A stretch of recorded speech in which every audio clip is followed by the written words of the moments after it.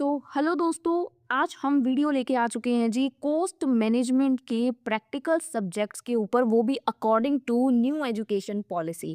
भाई एक एक वीडियो के अंदर एक एक चैप्टर रहेगा और उसके एक वीडियो के अंदर पूरे पूरे प्रैक्टिकल्स रहेंगे। सबसे पहले देखिए बुक कौन सी है हमारे पास और कौन सा राइटर है। कल्याणी पब्लिशर की बुक है। इन राइटर्स की मेरे पास बुक है, फिलहाल 2026 का लेटेस्ट एडिशन लिया है। सबसे पहले आज की वीडियो में हम लोग चैप्टर कवर करेंगे which is our chapter number 2। बाकी की इस बुक के रिलेटेड गाइस देखो जितनी भी थ्योरी है ना, उसके ऊपर मैं ऑलरेडी वीडियोस अपलोड कर चुकी हूँ। तो सिंपली आप लोगों को हमारे चैनल पे जाके कोर्स वाले सेक्शन में चले जाओ या प्लेलिस्ट वाले सेक्शन में चले जाओ। वहाँ कोस्ट मैनेजमेंट की आपको प्लेलिस्ट भी मिल जाएगी और कोर्स भी मिल जाएगा, ठीक है। उसके अंदर थ्योरी तो ऑलरेडी अपलोडेड है, प्रैक्टिकल की वीडियोज अब मैं स्टार्ट करने जा रही हूँ। और अगर इन केस मार्केट में आता है फाइनल टच, जो कि अभी कंपलसरी नहीं है कि आएगा कि नहीं आएगा, कुछ पक्का नहीं कह सकते हैं, अभी तक फिलहाल नहीं आया है, मैं वीडियो बनाने से पहले कॉल करके हटी हूँ, ठीक है। अगर आएगा तो फाइनल टच के ऊपर भी वीडियोस मैं आपके लिए लेके आऊंगी। चलिए बात करते हैं सेकेंड चैप्टर की। भाई ये क्या है, क्यों इतना हुआ है, पूरा का पूरा चैप्टर इस एक वीडियो के अंदर फिनिश हो जाएगा। कॉपी पेन ले लो, अगर बुक्स हैं तो बुक खोल लो, एक एक कंसेप्ट आपको ईजिली क्लियर हो जाएगा, कुछ भी डिफिकल्ट नहीं लगेगा, ठीक है। सबसे पहले चैप्टर शुरू करने से पहले मैं आपको कुछ बेसिक चीज़ें बताना चाहूँगी जो कि फ़िलहाल स्टार्टिंग के क्वेश्चंस में इंपॉर्टेंट है। सबसे पहले देखिए सर्विस कोस्टिंग है। सर्विस कोस्टिंग आगे दो तरह की होती है, simple cost unit and composite cost unit, ठीक है जी। दो टाइप की है, सिंपल और कंपोजिट। सिंपल का मतलब क्या होता है, जिसमें सिर्फ वन वेरिएबल होता है, एक ही वेरिएबल अवेलेबल हो, that is a simple cost unit. जिसमें एक या उससे ज़्यादा वेरिएबल्स अवेलेबल हों, that is a composite cost unit, ठीक है जी। जैसे कैंटीन हो गया, कैंटीन में पर मील के अकॉर्डिंग आपके ऊपर चार्जेस लगते हैं, कितने पैसे आप पे करोगे। टैक्सी हो गया, पर किलोमीटर जितना जाओगे उतने आपको चार्जेस पे करने पड़ेंगे। सिनेमा हो गया, पर टिकट जितनी आप खरीदोगे उतने पैसे आपको पे करने पड़ेंगे। बट ऑपोजिट साइड अगर आप बस में जाते हो, पर पैसेंजर अगर सोचो आप 4-5 जने हो, पर पैसेंजर पर किलोमीटर के अकॉर्डिंग आपको चार्ज किया जाएगा। दो वेरिएबल्स है। सेकंड, होटल में जाओगे, रूम और कितने दिनों के लिए उस होटल में रुकोगे उस अकॉर्डिंग आपके चार्जेस किए जाएंगे। ट्रक में पर टन और कितने किलोमीटर के अकॉर्डिंग आपके ऊपर चार्जेस किए जाएंगे, ठीक है। ये तो हो गया सर्विस कोस्टिंग के दो टाइप्स। अब आगे ना जो कंपोजिट कोस्टिंग है, कोस्ट यूनिट है, इसके भी आगे दो फॉर्मूलाज हैं। Composite cost unit can be computed into two ways. First one is absolute weight basis, which is a weighted average, and second one is commercial basis, that is a simple average. ठीक है, दोनों के formulas हैं। Absolute का क्या है, actual kilometre multiply by actual कितने ton लगेंगे, और ये भी सिमिलर ही है, actual kilometre multiply by average actual ton की जगह एवरेज टन्स करेंगे यहाँ पे, ठीक है। सिर्फ ये एवरेज का डिफरेंस है दोनों फॉर्मूलाज में। यहाँ एक्चुअल जितने टन लगेंगे वो ले लोगे, यहाँ एक्चुअल जो लगे हैं उसका एवरेज लेना है, ठीक है जी। उसके बाद ये जो फॉर्मूला है कोस्ट पर यूनिट ऑफ सर्विस, इसका आगे आपको कोस्ट शीट वाले क्वेश्चंस में यूज़ है, तो ये मैं आपको आगे बताऊंगी, ठीक है। फिलहाल जितने फॉर्मूलाज बताए हैं आई थिंक आपको क्लियर है। इस फॉर्मूला वाले पेज को मैंने साइड में रख दिया। बुक में चलते हैं, बुक में टिक मार्क करते जाइएगा। साथ में देखिए सर्विसेज किस किस टाइप की होती है आपकी बुक में यहाँ पे लिखा होगा, आप लोग इसको टिक मार्क कर लीजिएगा। बाय चांस अगर आपको ये थ्योरी में ज़रूरत पड़े तो आप लोग इसको देख सकते हैं। आफ्टर द दैट क्या है, cost unit and service costing. जैसे मैंने आपको बताया कोस्ट यूनिट दो तरह के होते हैं, सिंपल और कंपोजिट। तो ये आपकी बुक में भी लिखी हुई है चीज़, जो मैंने आपको दो फॉर्मूला बताए। आगे कंपोजिट के दो यूनिट्स होते हैं, ठीक है। First one is simple unit cost unit, simple cost unit का यहाँ कुछ फॉर्मेट दिया है। After that second composite cost unit, उसके आगे दो होते हैं, एब्सोल्यूट और कमर्शियल। ये मैंने आपको फॉर्मूलाज अपनी बुक पेपर में जो मैंने यहाँ पे लिखे थे ईजिली समझाने की कोशिश की है। देखिए कंपोजिट के आगे दो, एब्सोल्यूट और कमर्शियल, तो वही लिखे हुए हैं, ठीक है जी। चलिए सबसे पहली एग्जांपल पे नज़र डालेंगे, पहले उसको रीड करेंगे फिर समझने की कोशिश करेंगे। चलिए सबसे पहले एग्जांपल की स्टेटमेंट रीड करते हैं। A truck started its journey from Delhi to Ajmer. एक ट्रक है जिसने अपनी जर्नी स्टार्ट की from Delhi to Ajmer with a load of 12 ton का लोड था उसके ऊपर, ठीक है। 3 टन को उसने अनलोड कर दिया जयपुर में। उसके बाद फर्दर लोड ऑफ 2 टन, जो फर्दर अनलोड किया 2 टन का लोड वो किशनगढ़ में एट डूडू। अब फ्रेश डूडू में जाके उसने फ्रेश 5 टन के लोड को लोड किया, 5 टन को लोड किया, ठीक है। उसके बाद वो फुल्ली अजमेर में जाके अनलोड हो गया, ठीक है। और उसकी जो रिटर्न जर्नी हुई, देखो भाई एक जर्नी होती है जाने की, एक होती है वापस आने की, एक होती है आउटवर्ड, एक होती है रिटर्न जर्नी हम लोग बोलते हैं। On it's return journey it started with, उसने जब स्टार्ट की रिटर्न जर्नी तब उसके पास थी 8 टन फ्रॉम अजमेर। जब अजमेर से स्टार्ट की ना, अजमेर में पहुंचा, अजमेर से जब वो वापस आने लगा तो उसने कितने टन लिए? 8 टन, जिसको उसने फुल्ली अनलोड कर दिया जयपुर में। और जयपुर से फिर उसने फ्रेश टन लिए 11 और उसको उसने जयपुर में जाके जयपुर से लेके दिल्ली जाके फुल्ली अनलोड कर दिया। अब आप तो कहोगे यार दीदी स्टेटमेंट तो हमें अभी कुछ भी नहीं समझ आई, अभी तो हमारा बेसिक ही नहीं क्लियर हुआ, आप हमें क्या समझा रहे हो? भाई मैं आपको क्वेश्चन की स्टेटमेंट क्यों समझा रही हूँ, सबसे पहले देखो क्वेश्चन में क्या बोला है। एब्सोल्यूट टन किलोमीटर कैलकुलेट करो, फर्स्ट क्वेश्चन है। एब्सोल्यूट टन किलोमीटर भाई कैलकुलेट करना है। क्या हमने अभी यहाँ एक फॉर्मूला देखा था एब्सोल्यूट वाला, कमर्शियल वाला? तो क्वेश्चन में बोला है एब्सोल्यूट वाला फॉर्मूला लगाओ। एब्सोल्यूट का क्या फॉर्मूला था भाई? एक्चुअल कितने वो किलोमीटर गया और कितने टन माल लेकर गया, टोटल आपको ये मल्टीप्लाई करना है। क्लियर है इतनी चीज? इतनी चीज जब आपको क्लियर है, अब यहाँ पे देखो, यहाँ पे उन्होंने सिंपल लिखा हुआ है स्टेटमेंट को रीड करते करते कि पहले वो दिल्ली आउटवर्ड जर्नी पहले लिखेंगे। ठीक है, यहाँ से दोबारा रीड करते हैं। आप बोलोगे दीदी अब दोबारा रीड क्यों करवा रहे हो, हमें स्टेटमेंट क्यों बार बार रीड करनी पड़ रही है? भाई रीड करेंगे तो क्लियरेंस आएगी, बिना रीड किए कैसे क्लियरेंस आएगी? सबसे पहले क्या लिखा हुआ है? Truck started its journey from Delhi. सबसे पहले उसने जर्नी कहाँ से स्टार्ट की भाई? दिल्ली से। मैं यहाँ पे साथ साथ लिख रही हूँ, आपको क्लियर होगा। दिल्ली से उसने जर्नी स्टार्ट की। दिल्ली से वो 12 टन लेके गया जयपुर। दिल्ली से वो 12 टन लेके गया जयपुर। जयपुर तक उसके पास कितने टन थे?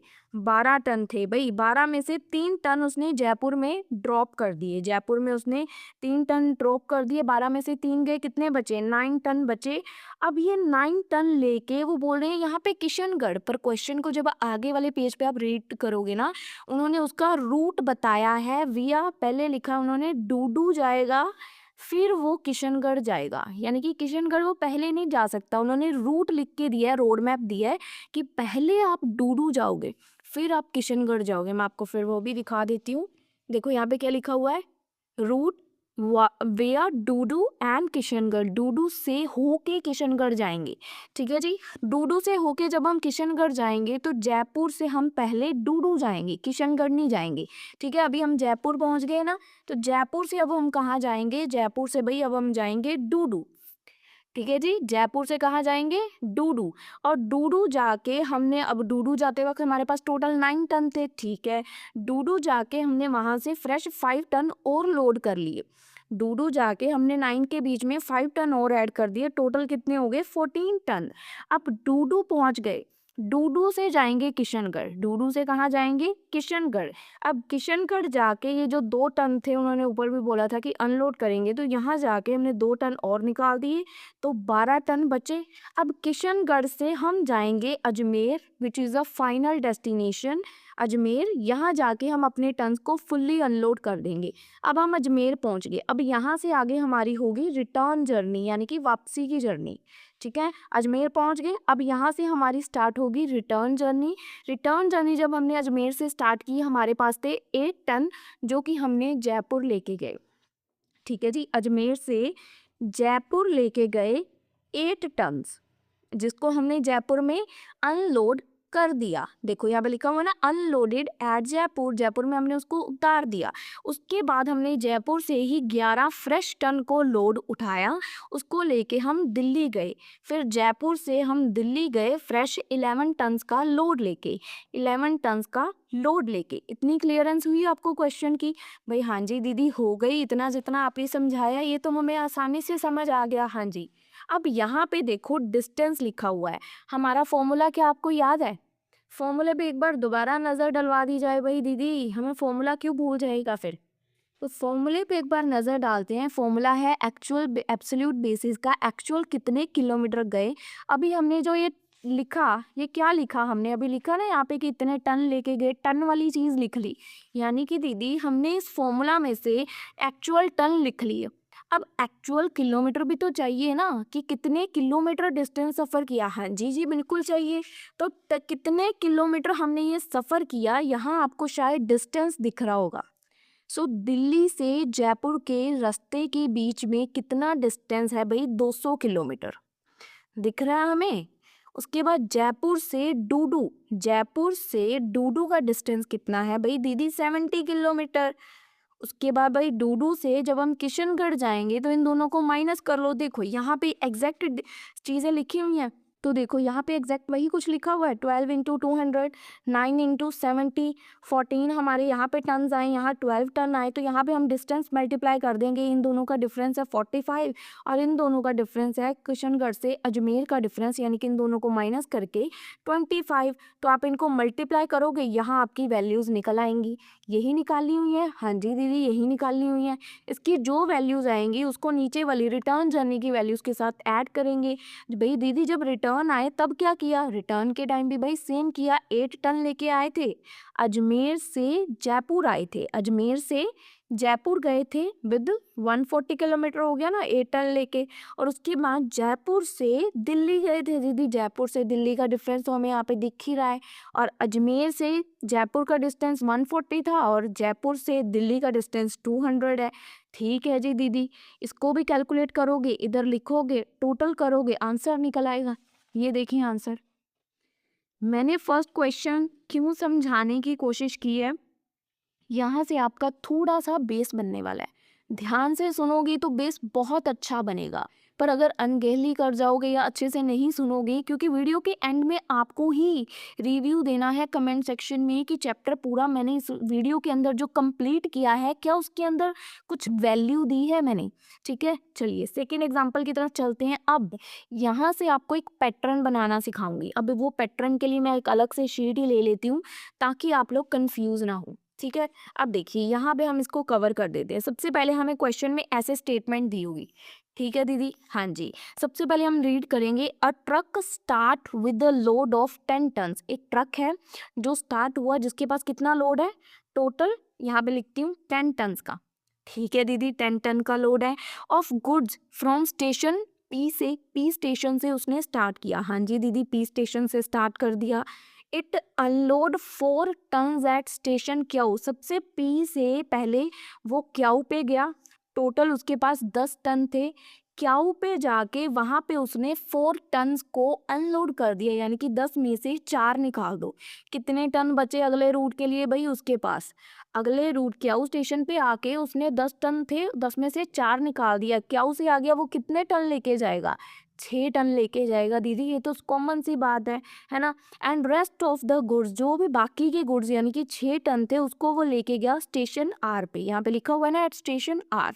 ठीक है दीदी, it reaches back directly to station P. उसके बाद वो डायरेक्टली स्टेशन पी पे भाई दौड़ के आ गया वापस। ठीक है जी, वो वापस आ गया स्टेशन पी पे। ये चार्ट आपको बहुत हेल्प करने वाला है, ध्यान से सुनना। ठीक है, उसके बाद जब वो क्या लिखा है, it reaches back directly to station P after getting reload with 8 tons. After getting reload with 8 tons, उसके पास वापस आते वक्त कितने टन का लोड था दीदी, 8 टन का लोड था।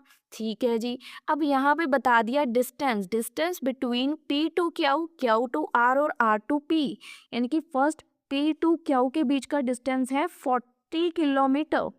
40 किलोमीटर। क्याऊ से आर के बीच का डिस्टेंस है 60 किलोमीटर। जो लिखा है मैं वही लिख रही हूँ, मैं कुछ अलग नहीं लिख रही हूँ। और आर से पी के बीच का डिस्टेंस है 80 किलोमीटर। ठीक है जी, अब यहाँ क्या बोल रहे हैं, कंप्यूट एब्सोल्यूट टन किलोमीटर और कमर्शियल टन किलोमीटर।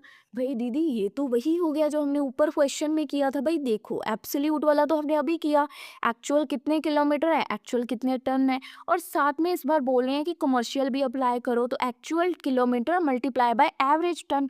हाँ जी जी, तो बिल्कुल सिंपल है। एब्सोल्यूट बेसिस, एब्सोल्यूट का फॉर्मूला पहले मैं बता रही हूँ आपको। ठीक है, एब्सोल्यूट बेसिस या एब्सोल्यूट टन का फॉर्मूला, इसका क्या फॉर्मूला था, कितने किलोमीटर है एक्चुअल और मल्टीप्लाई बाय कितने टन है। तो टन और किलोमीटर तो मैंने यहाँ पे आपको डायग्राम में लिख नहीं दिया, तो इन दोनों को मल्टीप्लाई ऐड, ये वाले मल्टीप्लाई मल्टीप्लाई ऐड करके ये मल्टीप्लाई, देखो 10 इंटू 40 फर्स्ट केस हो गया, फिर प्लस का साइन 6 इंटू 60 सेकेंड केस हो गया, फिर प्लस का साइन 8 इंटू 80। स्टेटमेंट दोबारा पढ़ने की ज़रूरत पड़ी, एब्सोल्यूट बेसिस निकल गया। इसको टोटल कर दो, कैलकुलेशन कर दो, आंसर आ जाएगा, निकल गया। कमर्शियल में क्या करना है, कमर्शियल का क्या फॉर्मूला है भाई दीदी, कमर्शियल का फॉर्मूला है एक्चुअल किलोमीटर कितने थे प्लस जो टन है मल्टीप्लाई जो हमारे ये जो टन थे इसको टोटल एक्चुअल नहीं लेना, इसका करना है हमने एवरेज। टन का कितना करना है एवरेज, ठीक है जी। पहले देख लो एक्चुअल किलोमीटर कौन से थे। एक्चुअल किलोमीटर ये 40 है, ये 60 है और ये 80 है। तो यहाँ पे सिंपल लिख दो 40 प्लस 60 प्लस 80, ठीक है जी। अब यहाँ पे जो टन है उसके साथ मल्टीप्लाई करना है। जो टन कितना है, पर टन का यहाँ एवरेज निकालना है। टन कितने हैं भाई, 10 प्लस 6 प्लस 8। एवरेज कैसे निकलेगा, डिवाइड बाय, क्योंकि 3 वैल्यूज है तो डिवाइड बाय 3।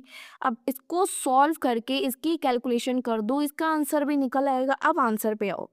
अब देखो ये वही किया हुआ है जो हमने यहाँ पे किया, 10:40, 6:60, 80:8। और नीचे ये देखो 40 plus 60 plus 80, 10 6 8 divide by 3। Clear है सेकेंड एग्जाम्पल। कुछ डिफिकल्ट नहीं है अगर आप एक वे ऑफ सॉल्विंग लेके चलोगे। जैसे स्टेटमेंट की हेल्प से हम ये चीज़ बना लेंगे तो फॉर्मूला में पुट करना बहुत आसान है। बार बार स्टेटमेंट रीड करने जाओगे बहुत कंफ्यूजिंग हो जाएगा, ठीक है। अगली एग्जांपल की तरफ शिफ्ट करें। चलिए जी दीदी अगली एग्जांपल की तरफ चलते हैं। चलिए जी अब देखते हैं एग्जाम्पल नंबर 3। एग्जाम्पल नंबर 3 के साथ भी हम सेम करेंगे, जैसे ही ये कर रहे हैं ना इसको कर देते हैं हाइट, ठीक है। सेम हमारे पास स्टेटमेंट है, क्योंकि इस तरीके से करने से आपको पेपर में अटेम्प्ट करना इजी रहेगा, स्टेटमेंट समझनी आसान रहेगी, ठीक है। समझते हैं। अ transport company maintain a fleet of lorries, यानी कि उसके पास बहुत सारी लॉरीज हैं जो कि डेली दिल्ली टू पानीपत जाती हैं। दिल्ली से पानीपत का रूट है, ठीक है। 100 किलोमीटर का रास्ता है, ठीक है जी। हर लॉरी मतलब महीने के कितने दिन ऑपरेट करती है, डेज कितने हैं, 25 डेज ऑपरेट करती है। जो जो लिख दिया है ना वो लिखते जाओ ताकि कैलकुलेशन के वक्त कोई चीज़ छूटे ना। एवरेज इन अ मंथ मतलब एक महीने में ऑन एन एवरेज 25 डेज एक ट्रक काम करता है। हर दिन अब ट्रक जो है अपना काम कहाँ से स्टार्ट करता है, from Delhi, with the load of, Delhi से वो काम शुरू करता है with the load of 4 tons. 4 tons के लोड के साथ वो काम शुरू करता है, दिल्ली से पानीपत जाता है और उसके बाद रिटर्न फ्रॉम पानीपत। जब पानीपत से, जैसे दिल्ली से पानीपत जाता है तो 4 टन होते हैं, और जब पानीपत से दिल्ली वापस आता है तब उसके पास कितने टन होते हैं, return Panipat with the load of 2 tons. जब वो वापस आता है तो उसके पास 2 टन होते हैं। क्लियर है। जब वो दिल्ली से पानीपत जाता है, यहाँ लिखा हुआ है देखो, Delhi with the load of 4 tons and return, जब पानीपत से रिटर्न आता है तो उसके पास 2 टन्स होते हैं। तो वही ड्रॉ किया है मैंने, ठीक है।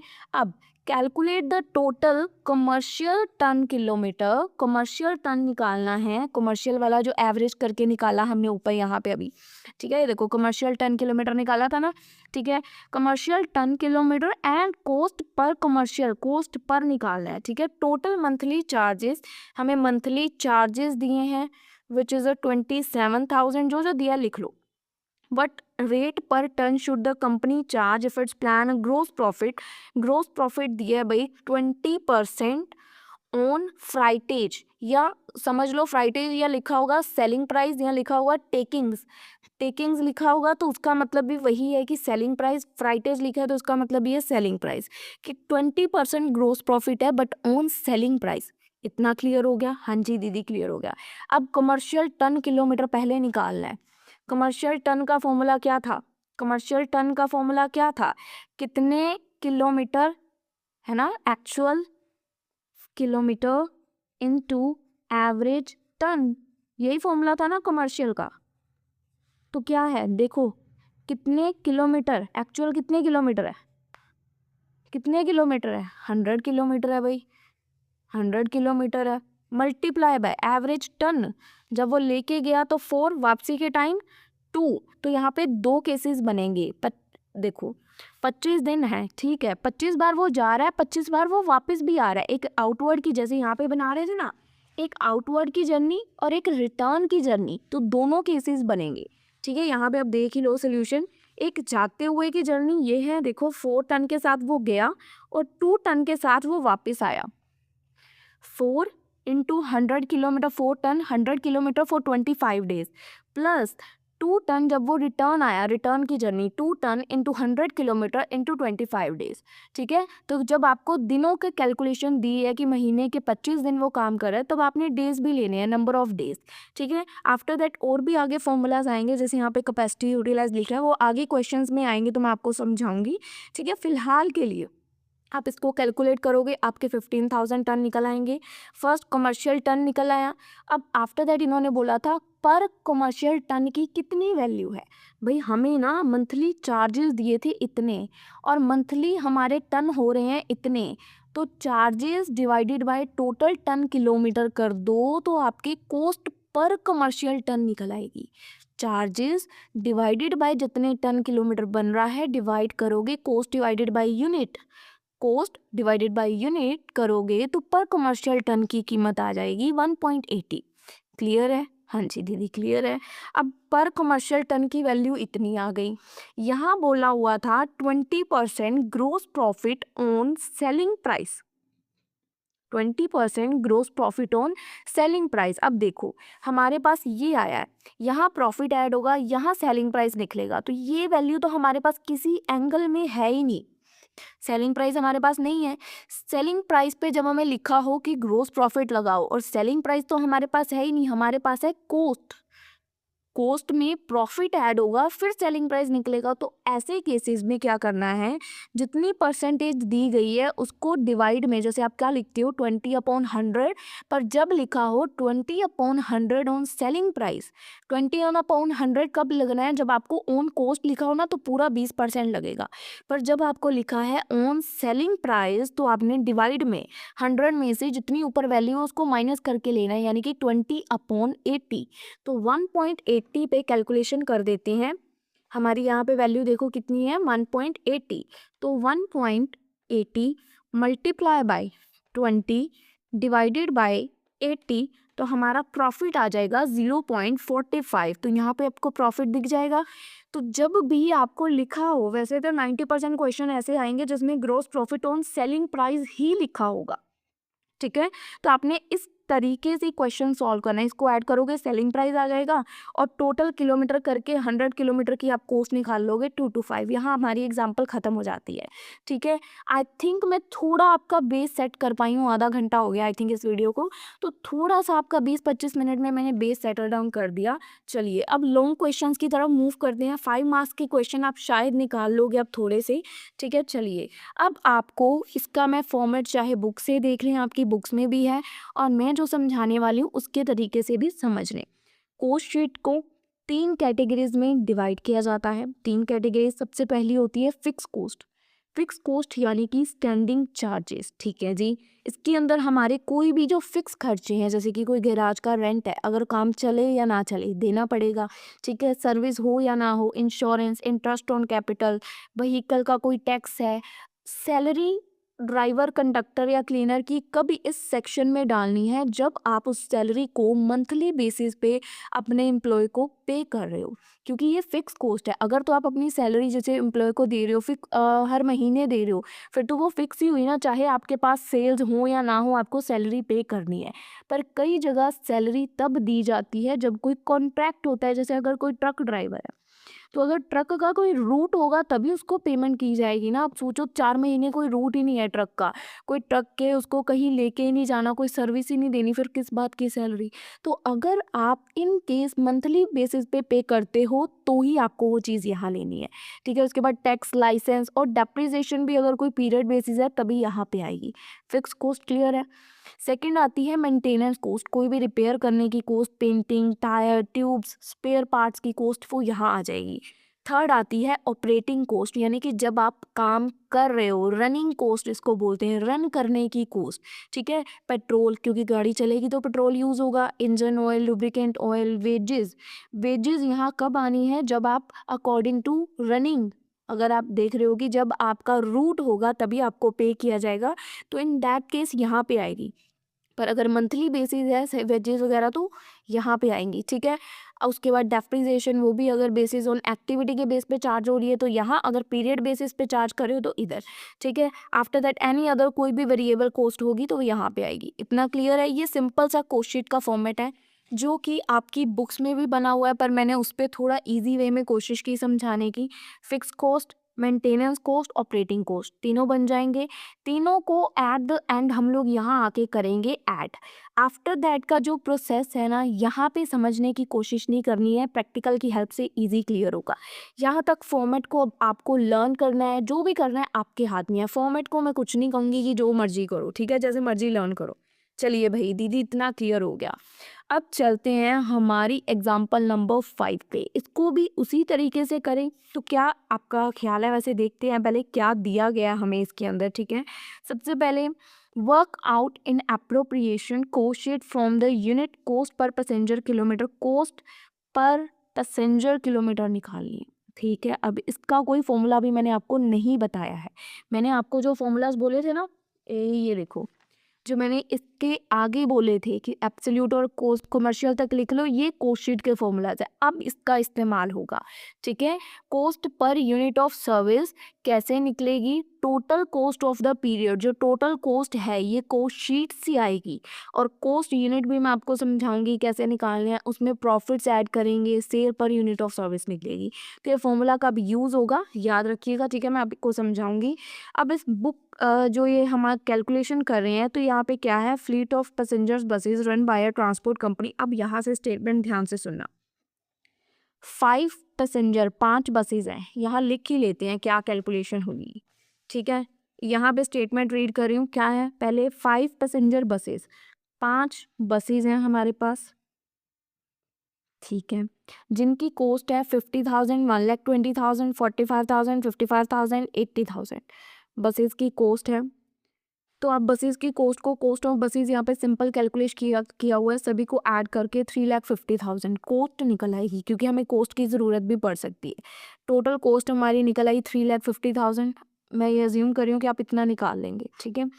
After that yearly depreciation according a period, yearly basis पे डेप्रिसिएट हो रहा है व्हीकल 20% ऑन कॉस्ट। तो ये हमारी कॉस्ट है, इसके ऊपर डेप निकाल लोगे आप सिंपली 20%। कैलकुलेशन यहाँ की हुई है। ईयरली डेप्रिसिएशन 20% ऑन कॉस्ट 70,000, ये भी क्लियर है, ठीक है। आफ्टर दैट यहाँ पे क्या लिखा है कि annual repair maintenance and spare parts, जो annual repair maintenance and spare parts है वो डेप्रिसिएशन का 80% है। डेप्रिसिएशन आई 70,000, इसका आगे 80% करके हमारी ईयरली रिपेयर्स का खर्चा निकल आएगा। तो आपको ये फॉर्मेट ध्यान में रखना है। तो आप फॉर्मेट बना के वैल्यूज पुट करनी शुरू कर सकते हो साथ साथ। एनुअल रिपेयर एंड मेंटेनेंस है, तो रिपेयर एंड मेंटेनेंस कहाँ आते हैं? ये देखिए सेकंड वाले पोर्शन में। तो रिपेयर एंड मेंटेनेंस का ये 56,000 अगर आप देखेंगे यहाँ पे हमने डाला है। और डेप्रिसिएशन का जो 70,000 है, जो डेप्रिसिएशन है वो हमने अपने थर्ड केस में डाली है, which is a operating cost, ठीक है, क्योंकि ये एक्टिविटी बेस्ड, ईयरली बेस्ड लग रही है यहाँ पे डेप्रिसिएशन हमारी। आफ्टर दैट हमें दी गई है वेजेस 10 ड्राइवर्स की 100 ईच पर मंथ के अकॉर्डिंग दी गई हैं। तो अगर मैंने बताया था वेजेस, सैलरी वगैरह कुछ अगर पर मंथ के अकॉर्डिंग है तो यहाँ पे आएगी। तो वही किया हुआ है, वेजेस ऑफ ड्राइवर यहाँ पे 100 इंटू 10। देखो 10 ड्राइवर्स की वेजेस हैं, 100 ईच है और पर मंथ दे रहे हैं, 10 इंटू 100 इंटू 12 करके यहाँ पे आ जाएगा। और 20 क्लीनर्स है, 50 ईच क्लीनर को मिल रही है पर मंथ, 20 इंटू 50 इंटू 12 करके ये वैल्यूज़ 2 आ जाएंगी।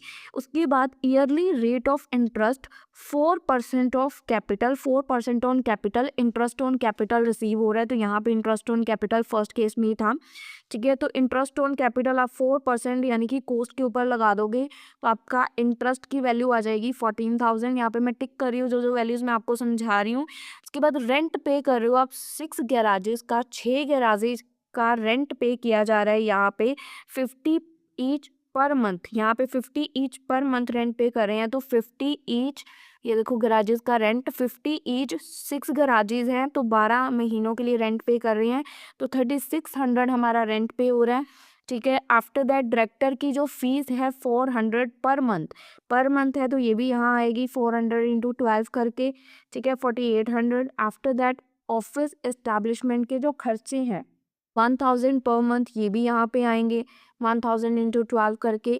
ठीक है, आफ्टर दैट जो हमारी लाइसेंस एंड टैक्सेस के खर्चे हैं 6 महीने में 1000 रुपये आते हैं, तो साल में 2 बार 6 महीने होते हैं, तो 1000 इंटू 2 करके ये यहाँ पे आ जाएंगे। ठीक है, after that realization by sale by old tyres and tubes जो हमारी कॉस्ट आ रही है 3200 एवरी 6 मंथ हमें रिसीव हो रहे हैं, यानी कि 3200 जो हम ओल्ड टायर्स एंड ट्यूब्स को सेल कर रहे हैं उसको हम माइनस कर सकते हैं कि स्पेयर पार्ट्स को हम निकाल रहे हैं, तो 3200 इंटू 2 करके, क्योंकि ये 6 महीने में एक बार 3200 आ रहा है तो साल में 2 बार हो गया ना, तो 3200 इंटू 2 करके 6400 की जो हम स्पेयर पार्ट्स या कह सकते हो एक्स्ट्रा वेस्ट निकाल रहे हैं उसको माइनस कर देंगे यहाँ पे। ठीक है, उसके बाद 900 passengers were carry our 1600 kilometre, इसकी वैल्यू अभी आपको समझ आएगी। ठीक है, ये मैं आपको समझाती हूँ। यहाँ तक देखिए सारी वैल्यूज हमने डाली हैं, इधर भी देखिए सारे टिक हैं, तो ये सारा टोटल ए का, बी का और थर्ड वाले में सिर्फ हमारे पास थी डेप्रिसिएशन जिसको हमने यहाँ पे डाला और टोटल कर लिया। अब तीनों का टोटल अप करके हमारे पास वैल्यू आ गई 1,80,000। ए प्लस बी प्लस सी किया तो 1,80,000 वैल्यू आ गई। अब पैसेंजर किलोमीटर कैरी किलोमीटर कितना गिवन था हमें, यहाँ देखो 900 पैसेंजर्स वर कैरी, 900 पैसेंजर्स को लेके गए हम 1600 किलोमीटर तक। 900 passengers were carry over 1600 kilometres, so 900 passengers were carry into 16 कितने किलोमीटर, कितने पैसेंजर्स। ठीक है, जैसे वहां हम कर रहे थे टन इंटू किलोमीटर, वैसे ही यहाँ पे पैसेंजर इंटू किलोमीटर करके पैसेंजर किलोमीटर्स निकल आएगा, मल्टीप्लाई करके ये वैल्यू आ जाएगी और इस वैल्यू को इसके साथ डिवाइड करेंगे। 1,80,000 डिवाइडेड बाई 14,40,000 करेंगे तो कॉस्ट पर पैसेंजर किलोमीटर यहाँ पे हमारी वैल्यू निकल आएगी।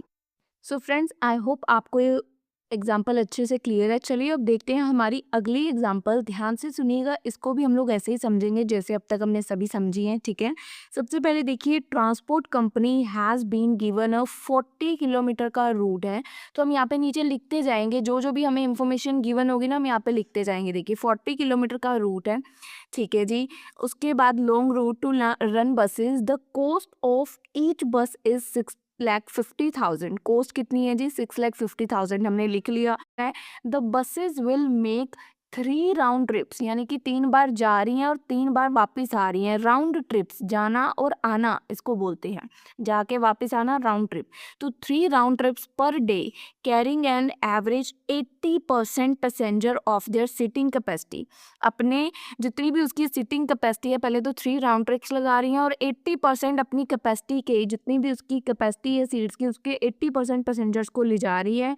The seating capacity of each bus is 40 passenger, 40 passenger total, मतलब एक बस के अंदर 40 पैसेंजर बिठाने की कैपेसिटी है, तो वो इस कैपेसिटी का 80% पैसेंजर, यानी कि 40 का 80% करेंगे तो 30 आएगा आई थिंक, तो 80% कैपेसिटी पैसेंजर्स को लेके अप डाउन करती है।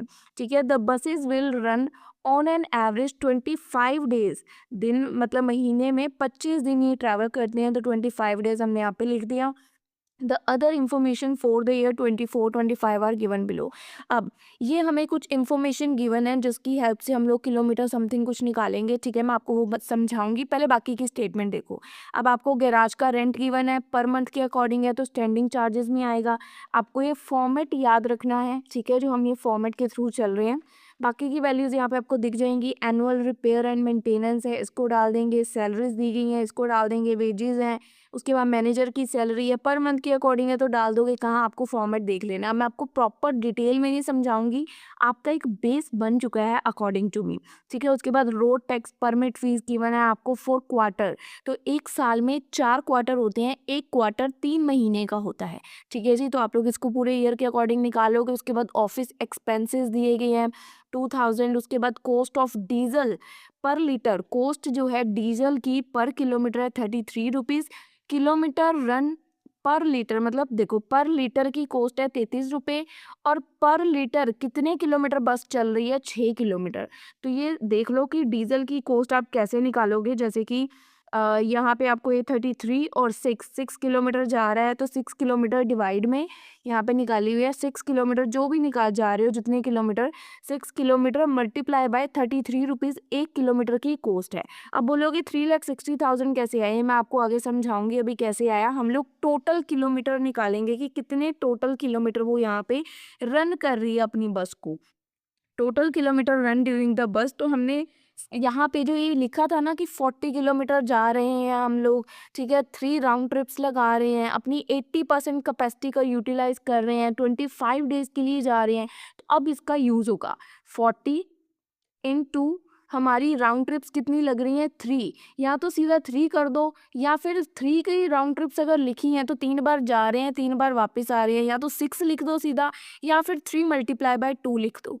40 multiply by 3 multiply by 2 multiply by कितने दिनों के लिए जा रहे हैं, कितने दिनों के लिए जा रहे हैं भाई, 25 डेज के लिए जा रहे हैं ना, 25 डेज के लिए। और कितनी हमारी जो है कितने मतलब महीने में, मतलब 12 महीने होते हैं ना साल में, तो इंटू 12 करेंगे। और कितनी टोटल बसेज हैं हमारे पास टोटल बसेज है, ये देखो यहाँ पे लिखा हुआ है रन 5, टोटल बसेज है हमारे पास 5 बसेज हैं, तो इंटू 5 करके ये हमारा टोटल किलोमीटर निकल आएगा 40 into 3 into 2 into 25 into 12 into 5 करके। तो यहाँ पे देखो यही किया हुआ है, 40 into 2 into 3 into 25 into 12 into 5, 360 kilometre निकल आया। 360 किलोमीटर हम लोग लेके जा रहे हैं। उसके बाद हमें निकालना होता है टोटल पैसेंजर किलोमीटर। ये शायद मैंने अभी आपको फॉर्मूलाज दिखाई नहीं है, ये देखो ये फॉर्मूलाज है, ये देखो। पहले आपको किलोमीटर ट्रैवल निकालना होता है, इसके लिए कितनी नंबर ऑफ बसेज हैं, कितने किलोमीटर आप गए। अगर राउंड ट्रिप लिखा हुआ है तो आप मल्टीप्लाई बाय 2 कर दोगे या सीधा उसका डबल कर दोगे, जो भी मैंने आपको समझाया जैसे। उसके बाद कितनी नंबर ऑफ राउंड ट्रिप्स हैं और कितने दिनों के लिए जा रहे हैं। फर्स्ट हमने यही फॉर्मूला लगाया टोटल किलोमीटर के लिए, ठीक है। उसके बाद हमने निकालना होता है पैसेंजर किलोमीटर। जितना भी आपका ये किलोमीटर ट्रैवल निकला है, जितना भी हमने किलोमीटर ट्रैवल निकाला है, उसके मल्टीप्लाई में टोटल पैसेंजर की कैपेसिटी कितनी है और कितनी कैपेसिटी यूटिलाइज हुई है। किलोमीटर ट्रैवल हमने निकाला है 3,60,000। टोटल पैसेंजर कितनी सीट थी एक बस के अंदर, हमने देखा था 40 सीट्स हमारे पास यहाँ पे कैपेसिटी थी 40 सीट्स की, उसमें से 80% कैपेसिटी यूटिलाइज हुई थी। तो 40 सीट्स थी, 80% यूटिलाइज हुई है, तो इसको कैलकुलेट करोगे टोटल पैसेंजर किलोमीटर भी यहाँ पे निकल आएगा। इसका यूज़ कहाँ होना है वो मैं आपको बताऊंगी। फिलहाल जो टोटल किलोमीटर हम जा रहे हैं, कितने किलोमीटर जा रहे हैं, 3,60,000 किलोमीटर, और पर 6 किलोमीटर जाने पे हमारा 1 लीटर पेट्रोल लग जाता है, 1 लीटर डीजल लग जाता है, ठीक है। तो 3,60,000 kilometre divided by 6 kilometre into पर लीटर की कॉस्ट या पर डीजल लीटर की जितनी कॉस्ट है, कैलकुलेट करके आप यहाँ पे वैल्यूज निकाल लोगे इस साइड, ठीक है। अब स्टेटमेंट पे एक बार वापस आ जाते हैं। यहाँ पे आगे क्या लिखा हुआ है, यहाँ तक हमने रीड कर लिया था। उसके बाद एनुअल डेप्रिसिएशन कहा गया है कि 15% ऑन कॉस्ट जो थी 6,50,000, इस पे 15%। एनुअल इंश्योरेंस जो है वो 3% ऑन कॉस्ट, तो एनुअल इंश्योरेंस 3% आप ये देखो यहाँ पे निकाली हुई है, निकाल दोगे। 5 बसेस की निकाल रहे हैं, ठीक है, टोटल, ठीक है जी। उसके बाद हमें यहाँ पे कैलकुलेट करना है बस का फेयर। ईच पैसेंजर पर किलोमीटर कंपनी को 1.3% ऑन टेकिंग्स यानी कि सेलिंग प्राइस के ऊपर प्रॉफिट दिया गया आपको, ठीक है। टोटल रिसीट्स जितनी चीज पैसे आप रिसीव कर रहे हो पैसेंजर से, जो सेलिंग प्राइस रिसीव कर रहे हो, उस पे आपको 1/3% प्रॉफिट लगाना है, ठीक है जी। चलो अब मैं ये अज्यूम कर रही हूँ जो भी यहाँ पे ऊपर वैल्यूज गिवन थी ना, आपने यहाँ पे पुट ऑन कर दी है, ठीक है। जो जो लिखा हुआ है यहाँ पे, ये कोई भी दिक्कत वाली बात नहीं है, आपको इजीली समझ आ जाएगा क्या वैल्यूज डली हुई है। अब तीनों वैल्यूज निकल आई, तीनों का आप यहाँ पे कर रहे हैं टोटल, ए बी सी तीनों का यहाँ पे हो गया टोटल। तो मैं ये अज्यूम कर रही हूँ कि आपने यहाँ तक निकाल लिया, ए प्लस बी प्लस सी करके आपकी तीनों वैल्यूज निकल आएंगे, ठीक है। टोटल कर दोगे। अब जब ये लिखा होता है ना 1.3%, तो इसका मतलब क्या होता है, ऑन टेकिंग्स भी है तो टेकिंग्स में है तो डिवाइड में 100 में से जितनी वैल्यू ऊपर है उसको माइनस कर दोगे। इसका मतलब क्या होता है कि 33.333333 इतनी वैल्यू जा ही जा रही है, 3333 आई जाएगा, तो डिवाइड में 100 में से उतनी माइनस कर दोगे। या तो फिर आप ये कर लो, या आप सीधा समझ लो, अगर ये ऑन कॉस्ट होता ना तो हमने 1/3 सीधा लगा देना था, पर ये ऑन टेकिंग्स बोल रहे हैं, कि आपको जितनी सेल्स हुई उसके ऊपर, अगर यहाँ लिखा होता ना 33 1/3 ऑन कॉस्ट लगाना है, तो हमने इसके ऊपर सीधा 1/3 लगा देना था, कुछ भी नहीं करना था। पर यहाँ बोल रहे हैं कि ऑन टेकिंग्स इसके ऊपर लगाओ, इसका तो हमें पता ही नहीं चलेगा। इसका अगर आप कैलकुलेट करेंगे ना 1/3, 4 6 6 7 250 डिवाइडेड बाय 3 करेंगे तो हमारी सीधी यही वैल्यू आ जानी थी। पर हमारे पास मुद्दे की बात ये है कि सेलिंग प्राइस है ही नहीं, हमारे पास ये वैल्यू है। तो इस समय हम ये नहीं करेंगे। फिर जब ये चीज़ आ जाएगी, इसको जब आप कैलकुलेट करोगे ना, 333 डिवाइड बाय 666 मल्टीप्लाई बाय 100 करोगे 49.99999 आएगा, तो जिसको आप अप्रोक्स 50% लेके चल सकते हो। ठीक है, तो आप 50% ऑन कॉस्ट अप्लाई करके वैल्यू निकाल लोगे, और इसके ऊपर जब आप 1/3 लगाओगे तो आपको पता चल ही जाएगा आपका आंसर सही आया कि नहीं। ठीक है, अब ये निकल आया। ठीक है, आपने कोस्ट शीट बना ली। अब क्वेश्चन में बोला गया था को ईच पैसेंजर पर किलोमीटर भी निकालना है। देखो यहाँ पे लिखा हुआ था ना कि आपको बस का फेयर कैलकुलेट करना है, ईच पैसेंजर, जो आपको ईच पैसेंजर की कॉस्ट भी निकालनी है। तो जैसे आप ये टेबल बनाएंगे ना, टोटल कॉस्ट निकालनी है, यहाँ साथ में आपको कॉस्ट पर पैसेंजर किलोमीटर भी निकालनी है। ठीक है, कॉस्ट पर पैसेंजर किलोमीटर के लिए आपको पैसेंजर किलोमीटर, यहाँ हमने total passenger kilometre capacity utilize करके यहाँ पे निकाला है, मान लिया 15,000 20,000। ठीक है जी, तो ये आप लोग यहाँ पे एक वैल्यू अपनी अलग से ही लिख लेंगे। ये देखिए ऊपर लिख ली, जो वैल्यूज इधर आती जाएंगी आपको इनको आपस में डिवाइड करते जाना है, आपकी इधर वाली वैल्यूज आती जाएंगी। ठीक है, इसके साथ इसको डिवाइड करेंगे, इसके डिवाइड में इसको रखेंगे, ये आ जाएगा। ऐसे डिवाइड करते जाएंगे, आपकी वैल्यूज निकलती जाएंगी। पर पैसेंजर की जो कॉस्ट है ना, पर पैसेंजर की, ये निकालना कोई मुश्किल काम नहीं है। ठीक है जी, कॉस्ट पर पैसेंजर, ये देखिए कॉस्ट पर पैसेंजर का फॉर्मूला, जो आपकी टोटल कॉस्ट निकलेगी डिवाइडेड बाय जो आपकी ये वाली कॉस्ट आई है, जैसे ये कॉस्ट है, इसके डिवाइड में total cost per passenger kilometre रख दोगे तो आपको ये वैल्यूज आपकी जो ये वाली है निकल आएंगी। इसके डिवाइड में ये, इसके डिवाइड में वो, हर बार डिवाइड में इसको रखना है, ऊपर वैल्यूज इधर वाली जो भी होंगी आती जाएंगी, और आपका कॉस्ट पर पैसेंजर निकलता जाएगा। तो ये फॉर्मूलाज हैं। किलोमीटर ट्रैवल करने के लिए आपको ये फॉर्मूला अप्लाई करना है। पैसेंजर किलोमीटर के लिए आपको टोटल पैसेंजर की कैपेसिटी मल्टीप्लाई बाय कैपेसिटी कितनी यूटिलाइज हुई, और कॉस्ट पर पैसेंजर के लिए जो टोटल कॉस्ट आपकी निकलेगी डिवाइडेड बाय पैसेंजर किलोमीटर, जो आपने यहाँ पे निकाला पैसेंजर किलोमीटर वो। ठीक है, टोटल कॉस्ट आपको कॉस्ट शीट से मिलेगी जैसे कि हमने यहाँ पे प्रिपेयर की। सो आई थिंक आपकी काफ़ी हद तक एग्जाम्पल्स क्लियर हो रही हैं। चलिए 7th एग्जाम्पल, अब मैं आपको ये सिर्फ समझाऊंगी, ये एग्जाम्पल आप लोग खुद से देखेंगे, मैं सिर्फ स्टेटमेंट एक्सप्लेन करूंगी। मोहित ट्रांसपोर्ट कंपनी ने ऑपरेट्स करते हैं लग्जरी बसेस को which runs between Delhi to Jaipur. Delhi से जयपुर बसेस को ऑपरेट करते हैं and back for 10 days. 10 days की मतलब 10 डेज में वापस आ जाते हैं, 10 दिन के लिए दिल्ली से जयपुर का इनका रूट होता है। ठीक है, तो 10 डेज यहाँ पे हम लोग लिख देंगे यहाँ पे कि इनका 10 डेज का दिल्ली से जयपुर 10 डेज हर जगह पे है। The distance from Delhi to Jaipur is 270 kilometer. Distance Delhi to Jaipur is 270 kilometer. The bus complete the trip from Delhi to Jaipur and come back on the same day. Delhi से जयपुर जाके वापस आ जाती है, same day return भी करती है, यानी कि दो रूट है, एक जाने का एक वापस आने का। ठीक है, दो रूट्स अवेलेबल है, यहाँ पे मल्टीप्लाई बाय 2 कर देंगे हम वहाँ पे। फिर the bus goes on a Delhi and Agra. अगले 10 दिनों के लिए बस कहाँ जाती है? दिल्ली से आगरा। दिल्ली से आगरा का अगला टूर लगाती है। 10 दिन, महीने के 10 दिन वो दिल्ली से आगरा का टूर करती है। दिल्ली से आगरा के बीच का डिफरेंस कितना है? 180 किलोमीटर, तो 180 किलोमीटर जाती है। ठीक है, ट्रिप इज ऑल्सो कम्प्लीट, जो आगरा की ट्रिप है वो भी सेम डे कंप्लीट हो जाती है। और जो बाकी के 4 दिन है, टोटल महीने में 24 या 25 दिन ही कोई बंदा काम करता है ना, तो फिर 10 दिन वो यहाँ पे ये वाला टूर कर रही है, 10 दिन ये वाला, तो महीने बाकी 4 या 5 दिन जो बोल रहे हैं वो बोल रहे हैं कि ये लोकल सिटी में बाकी के 4 दिन 4 डेज लोकल सिटी में वो घूमती है या लोकल सिटी में पैसेंजर्स के लिए ट्रैवल करती है।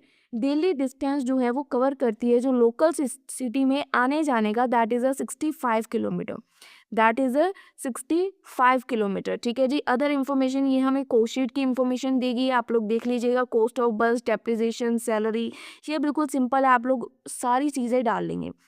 अब यहाँ पे लिखा हुआ है कि एक बस के अंदर नॉर्मल कैपेसिटी है 50 पर्सन्स की, यानी कि 50 seats are available in a single bus. अब हमने देखना है उसकी कितनी कैपेसिटी यूटिलाइज हुई है। 50 का बोल रहे हैं कि 90% कैपेसिटी इज यूटिलाइज जब वो पहले रूट पे जाती है टू जयपुर, यानी कि जब दिल्ली से जयपुर जाती है तो उसकी 90% कैपेसिटी यूटिलाइज होती है।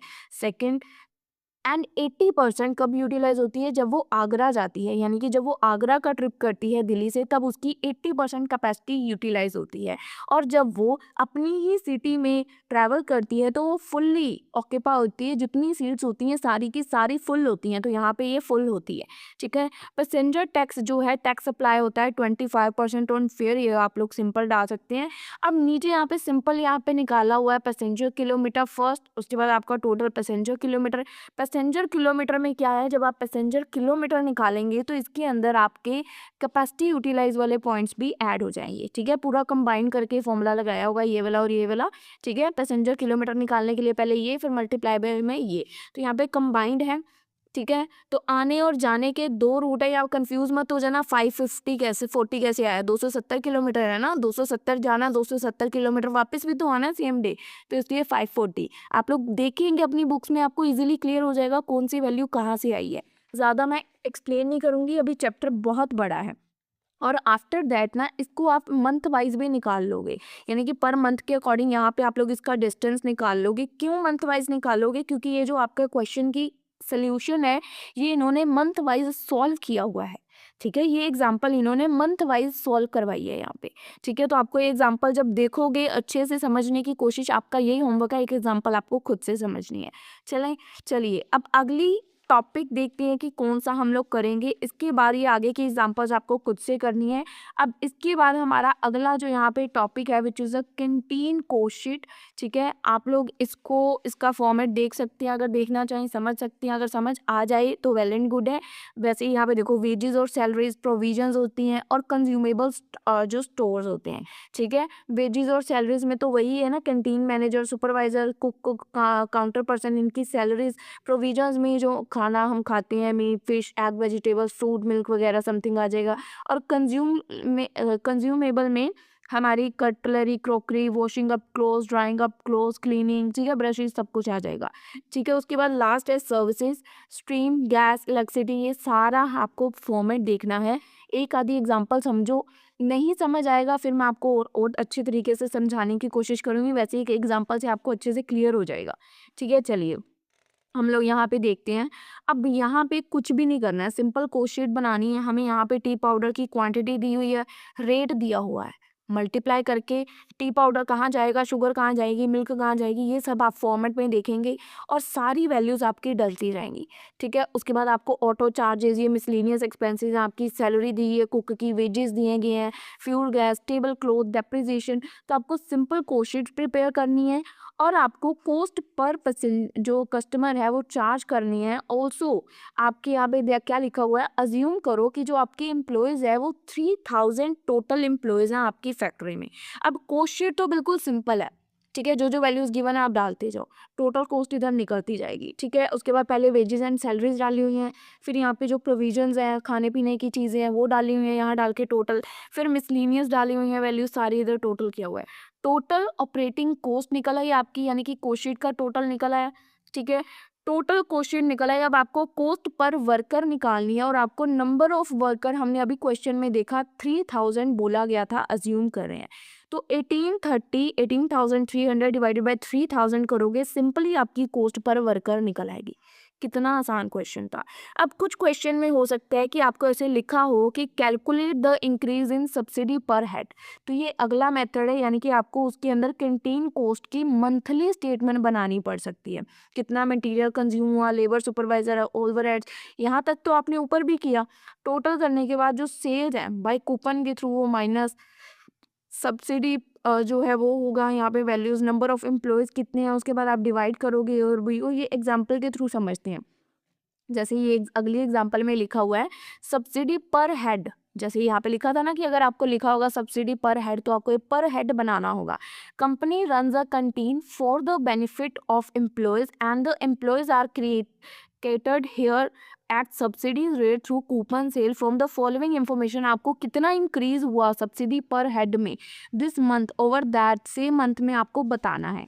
चल लीजिए, अब यहाँ पे सिंपल आपको इन्फॉर्मेशन दी हुई है इस महीने की और दिस मंथ लास्ट, मतलब जो जैसे अभी अप्रैल चल रहा है ना, तो ये 2026 के अप्रैल में और पिछले साल के अप्रैल में क्या सेल्स थी वो इन्फॉर्मेशन इस महीने में ये हुई और पिछले साल इसी महीने में क्या हुई थी, कितने नंबर ऑफ एम्प्लॉयज़ थे, सेल क्या थी, ये सारा कुछ फॉर्मेट के अकॉर्डिंग जैसे हमने पीछे देखा कितना मटेरियल कंज्यूम हुआ वो डाल देंगे, लेबर सुपरवाइजर ओवरहेड्स वगैरह डाल के उसको टोटल अप करेंगे, टोटल कॉस्ट निकल आएगी। टोटल कॉस्ट में से हम लोग हमारी जो सेल्स हैं उसको माइनस कर देंगे। सेल्स माइनस करते ही हमारे पास जो है subsidy provided by the canteen निकल आएगी वैल्यू। ठीक है, इसके निकलते ही हमारे पास नंबर ऑफ एम्प्लॉयज़ की वैल्यूज़ हैं, जैसे हम टोटल कॉस्ट निकालते थे वैसे उसके बाद हमारे पास नंबर ऑफ एम्प्लॉयज़ दिए हुए हैं, तो डिवाइड करके subsidy provided to each employee हमारे पास वो वैल्यू निकल आएगी। कुछ मुश्किल नहीं है अगर आप देखेंगे एग्जांपल्स को ध्यान से। अब इसके अंदर ना बहुत सारे टॉपिक्स हैं, ठीक है, तो मैं आपको जो जो मुझे इंपॉर्टेंट लग रहे हैं वो समझाने की कोशिश कर रही हूँ। बाकी अगर आपको दूसरे भी इंपॉर्टेंट लगते हैं तो आप देखिए। उसके बाद नेक्स्ट टॉपिक है हमारा हॉस्पिटल कॉस्टिंग। ठीक है, इसके आपको यहाँ पे देख लेना है, इसके अंदर ये वाले सारे खर्चे आएंगे हमारे। ठीक है, कोर्स जो हम लोग लेने वाले हैं ये आप लोग रीड करेंगे, थ्योरी थोड़ी आपको समझ आ जाएगी, वैसे ज़रूरत नहीं पड़ेगी, मैं आपको एग्जाम्पल के थ्रू अच्छे से समझाने की कोशिश करती हूँ। चलिए, अब यहाँ पे ना आपको ध्यान से समझनी है, ये एग्जाम्पल मैंने पेपर पे लिख के समझानी है, आपको लिखी हुई है, समझाती हूँ। जैसे जैसे हम रीड करेंगे साथ साथ हम वैल्यूज़ पुट करेंगे, लिखेंगे। सबसे पहले public health care centre runs an interview care unit for this purpose has hired a building at a rent 5000 per month. आप लोग बिल्डिंग रेंट पे ले रहे हैं, सबसे पहले हम लोग यहाँ पे लिखेंगे हम लोग रेंट पे कर रहे हैं 5000 पर मंथ, मैं टिक करती जाऊंगी। ठीक है, with the understanding that it could bear the repair and maintenance charges also। ठीक है, the unit consist 25 बेड्स। कितने टोटल बेड्स बोल रहे हैं? 25 बेड्स। तो आईसीयू में हम लोग कितने बेड्स हैं हमारे पास भाई? 25 beds and 5 more beds can be comfortably. क्या बोल रहे हैं कि 5 मोर बेड्स को हम लोग कंफर्टेबली वहाँ रख सकते हैं, पर ये नहीं बोला कि रखे हैं। अभी फिलहाल 25 बेड हैं। ठीक है, व्हेन द ओकेजन, जब ओकेजन डिमांड करेगी तो हम वहाँ पे 5 और बेड्स को प्लेस कर सकते हैं। The permanent staff attach to the unit as follow, 2 supervisors हैं। ठीक है, ये तो आप लोग वैल्यू सीधे ही पुट कर सकते हो ना कि 2 सुपरवाइजर्स हैं वगैरह। मैं आपको दिखा देती हूँ, जैसे यहाँ पे देखो ये फिक्स कॉस्ट के चार्ट के अंदर सुपरवाइजर कितनी है, नर्सेज कितनी है, वार्ड्स कितनी है, ये तो सिंपल आपको पर मंथ निकाल के मंथ के अकॉर्डिंग फिर बाद में ईयरली के अकॉर्डिंग 12 से मल्टीप्लाई कर दोगे तो वैल्यू निकल आएगी। ये मुझे अब आपको समझाने की ज़रूरत नहीं है। ठीक है, तो यही लिखा हुआ है, 2 सुपरवाइजर हैं, 4 नर्सेज हैं, 2 वार्ड बॉयज़ हैं, पर मंथ के अकॉर्डिंग है, तो आपको पता है कहाँ जाती है कोस्ट शीट में। ठीक है, अब आगे रीड आउट करते हैं। Throughout the unit was open for the patient all the 365 days। 365 days हमारा यूनिट ओपन रहता है। Scrutiny of account in 2024 revealed that कि only 120 days in a year the unit had full capacity। सिर्फ कितने दिनों के लिए? 120 दिनों के लिए हमारे जो यूनिट है उसकी सिर्फ 25 full capacity of 25 patient per day. तो यहाँ पे देखो फर्स्ट हम लोग हमारे पास पर पेशेंट की कॉस्ट आ रही है 100 रुपीज़ चार्ज, ये यहाँ पे नीचे लिखा हुआ है। ठीक है, if unit unrecovered overall amount of 100 per day हम लोग पर पेशेंट को चार्ज करते हैं। ठीक है, तो ये आपको आगे रीड करना है। फिलहाल यहाँ पे 120 डेज के लिए 25 patient per day full capacity होती है। तो 120 डेज के लिए 25 बेड्स ऑफ कैपेसिटी होती है। केस 1 इज 3000 हमारा निकल आएगा। हम लोग पेशेंट डेज के अकॉर्डिंग कैलकुलेट कर रहे हैं। ठीक है, तो यहाँ पे क्या लिखा है ध्यान से एक बार फिर रीड करवाने की कोशिश करती हूँ। तो 2024 का डाटा रिवील हुआ जिसमें क्या बताया कि दैट ओनली पहले 120 days in a year the unit had the full capacity, यानी कि 25 बेड्स होते हैं और 25 फुल कैपेसिटी पेशेंट्स हमारे पास हैं। तो फर्स्ट केस में 25 बेड्स और 120 डेज के लिए 3000 फर्स्ट केस। सेकंड केस में क्या बोल रहे हैं? एंड फॉर अनदर 80 डेज के लिए it had an on an average 20 beds only occupy per day. सिर्फ अगले 80 दिनों के लिए हमारे पास सिर्फ 20 बेड्स ही ऑक्यूपाई होते हैं। 20 beds into 80 days 1600 second case आ गया। और थर्ड क्या लिखा हुआ है? But there were occasions when the beds are full, एक ऐसी भी ओकेजन आती है जब हमारे बेड्स पूरे फुल होते हैं और हमें एक्स्ट्रा बेड्स को हायर करना पड़ता है from outside at a charge of 5 rupees per bed per day. This did not come to more than 5 beds. तो हमें एक्स्ट्रा जो है बेड्स लेने पड़ते हैं, तो हमें पर डे पर बेड का चार्ज कितना पड़ता है 5 रुपीज़। यहाँ तक दिखा दिया था ना केस 3। एक्स्ट्रा बेड का हमें चार्ज कितना पड़ता है 5 रुपीज़ पर डे। आगे एक बार रीड कर लेते हैं, ठीक है। 5 extra beds extra above the normal capacity any one day, मतलब एक दिन की जितनी कैपेसिटी होती है उससे ज़्यादा हमें बेड्स को हायर करना पड़ता है। और जो टोटल जब हम बेड्स हायर करते हैं तो हम total higher charge for the extra bed जो हम इंकर करते हैं उससे हमें होल ईयर में जो अमाउंट आता है दैट इज़ 2000। 2000 की हमें एक्स्ट्रा बेड से भाई इनकम रिसीव होती है। पर डे हम लोग बेड का कितना हमें चार्ज पड़ता है अगर हम एक्स्ट्रा बेड लेके आते हैं 5 रुपीज़, ठीक है। तो 2000 डिवाइडेड बाय 5 रुपीज़ यानी कि हम लोग 400 पेशेंट्स को यहाँ पे अटेंड कर पाते हैं उन बेड्स की मदद से ईयर में, क्योंकि 2000 हमें पूरे ईयर में की कॉस्ट पड़ती है, ठीक है। और अगर हम 2000 की पूरी एक्स्ट्रा बेड्स की कॉस्ट पूरे साल में पे कर रहे हैं और एक बेड की कॉस्ट हमें 5 रुपये पड़ रही है, तो हम टोटल कितने बेड्स लेके आए हैं पूरे साल में डिवाइड कर देंगे 400 बेड्स। मतलब हमें 400 एक्स्ट्रा पेशेंट्स आए तो तभी हमें 400 एक्स्ट्रा बेड्स की ज़रूरत पड़ी। तो 3000 1600 प्लस दिस 400 टोटल आप कर दोगे 5000, मतलब पेशेंट डेज के आपके अकॉर्डिंग यहाँ पे आ रहे हैं, आपको ज़रूरत पड़ रही है। तो टोटल हमने निकाला, ठीक है। यहाँ तक टोटल निकाल लिया। अब उसके बाद हम यहाँ पे नीचे रीड आउट करते हैं और क्या लिखा हुआ है। The unit engage expert doctors, जो एक्सपर्ट डॉक्टर्स हैं from the outside to attend the patient, and उनकी जो फीस है were paid on the basis of the number of patient attend and time spent by them on an average worker on 10,000 per month, यानी कि उनको पे की जा रही है 10,000 ऑन पर मंथ। तो यहाँ पे उन्होंने अपनी लिखा हुआ है कि हम डॉक्टर को पे कर रहे हैं। तो डॉक्टर फीस यहाँ पे देखिए, डॉक्टर फीस करके यहाँ पे एक आपको वैल्यू डली दिख जाएगी कि वो अपने आप को as a doctor fees 10,000 into 12 करके पे कर रहे हैं, क्योंकि वो पर पेशेंट को अटेंड कर रहे हैं। तो उसके बाद हमें यहाँ पे अदर एक्सपेंसेस दिए गए हैं, रिपेयर और मेंटेनेंस के, फूड के, जनरेटर ऑफ, ये सारे एक्सपेंसेस तो आप लोग यहाँ से देख के सिंपल कोस्ट शीट में पुट ऑन कर सकते हैं, ठीक है। मेडिसिन के एक्सपेंसेस हैं, cost of oxygen other than directly borne for treatment of patient 54,000। और उसके बाद general administrative charges allocated to the unit, ये आपको दिए हुए हैं।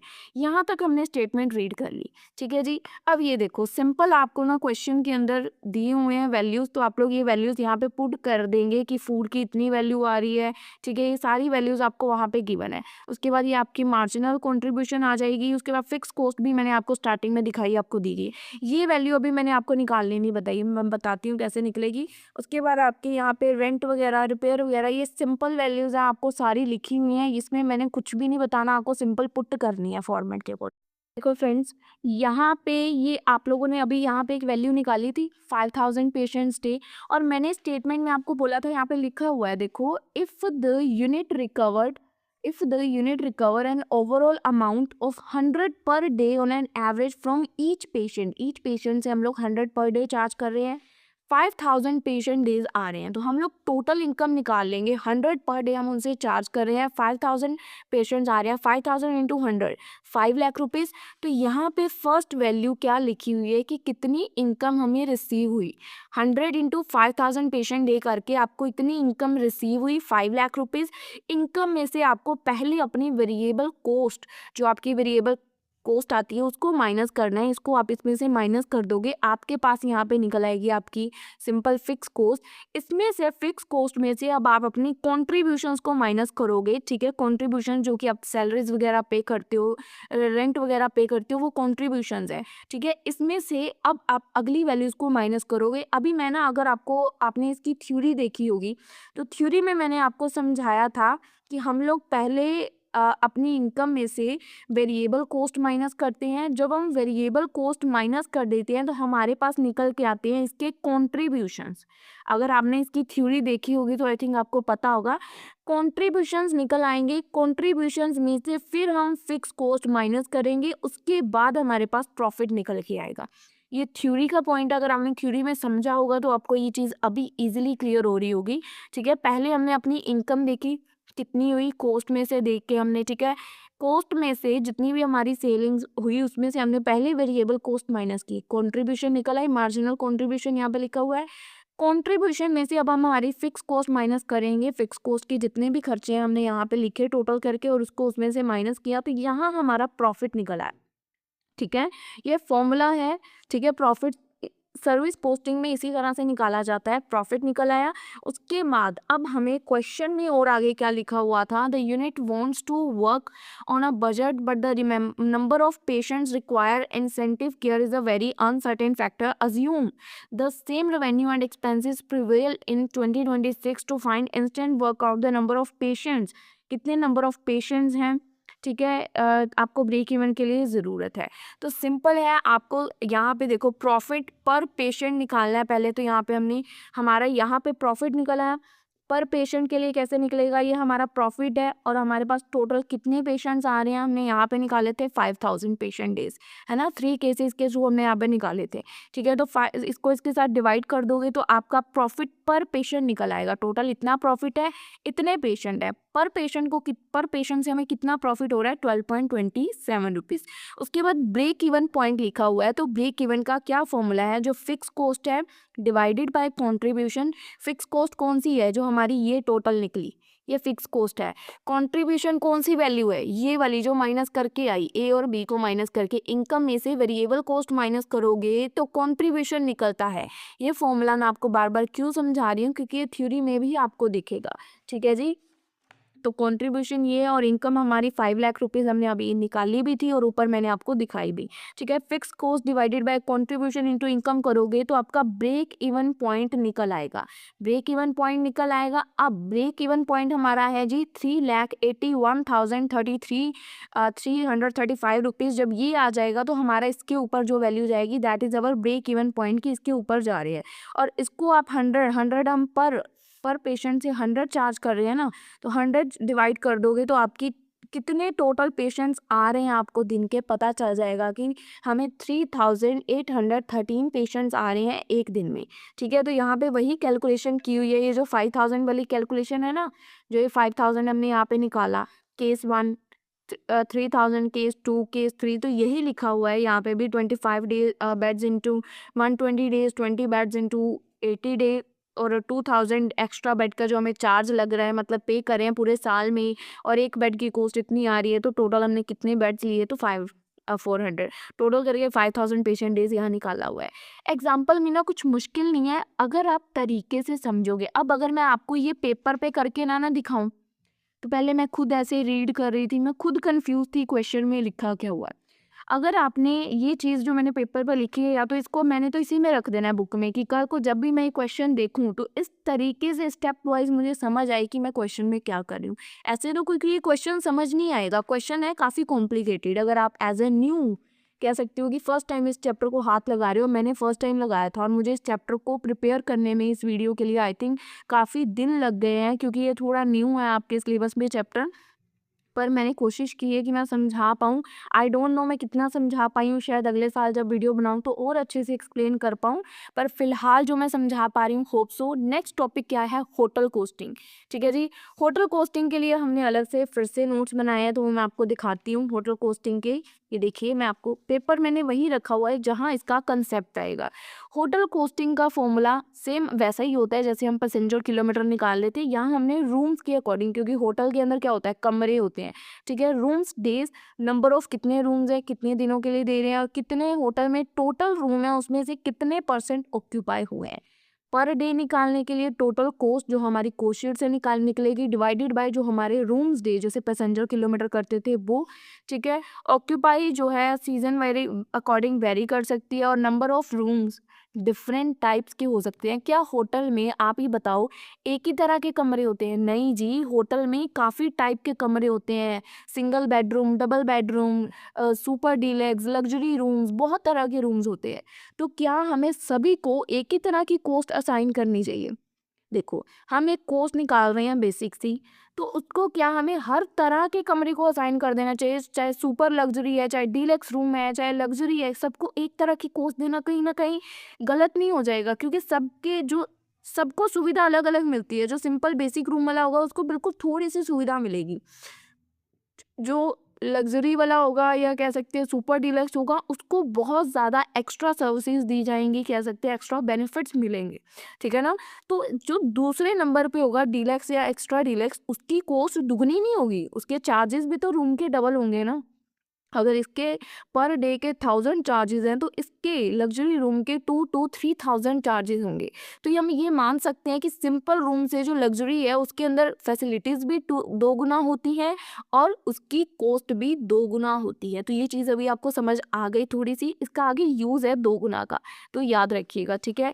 उसके बाद इक्विवेलेंट कॉस्ट यूनिट का हम लोग होटल के अंदर यूज़ करते हैं, क्योंकि हमारे पास दो तरह के कमरे होते हैं, स्टैंडर्ड रूम्स और डीलक्स रूम। मैंने अभी आपको बताया, तो डीलक्स रूम का दुगना होना, कॉस्ट का दुगना होना, क्योंकि फैसिलिटी भी तो दुगनी होती है, कोई बड़ी बात नहीं है। स्टैंडर्ड रूम का प्राइस तो डीलक्स रूम का। अब जैसो देखो यहाँ पे, जैसे कि आपके पास स्टैंडर्ड रूम है 10, ठीक है, 30 डेज के लिए आप उसको दे रहे हो, उसकी कुछ कैपेसिटी 70% समथिंग यूटिलाइज है, तो हम इसकी परसेंटेज करके इसके रूम्स निकाल लेंगे। और इसी तरह जो आपके डीलक्स रूम है वो 6 रूम्स हैं, 30 डेज के लिए दे रहे हो और उसकी 60% कैपेसिटी यूटिलाइज है। पर जब आप इसका डीलक्स का निकालोगे, अब इसकी भी कॉस्ट इसी तरीके से अगर आपने निकाल ली, तो ये तो स्टैंडर्ड रूम की तरह ही निकाल दी, तो डीलक्स का फ़ायदा क्या हुआ? डीलक्स का फ़ायदा तब होगा जब आप इसकी कॉस्ट जो भी निकले उसको 2 से मल्टीप्लाई करो, 2x करो ना, क्योंकि इसके अंदर जो फ़ायदे हैं वो दुगने मिल रहे हैं, ठीक है।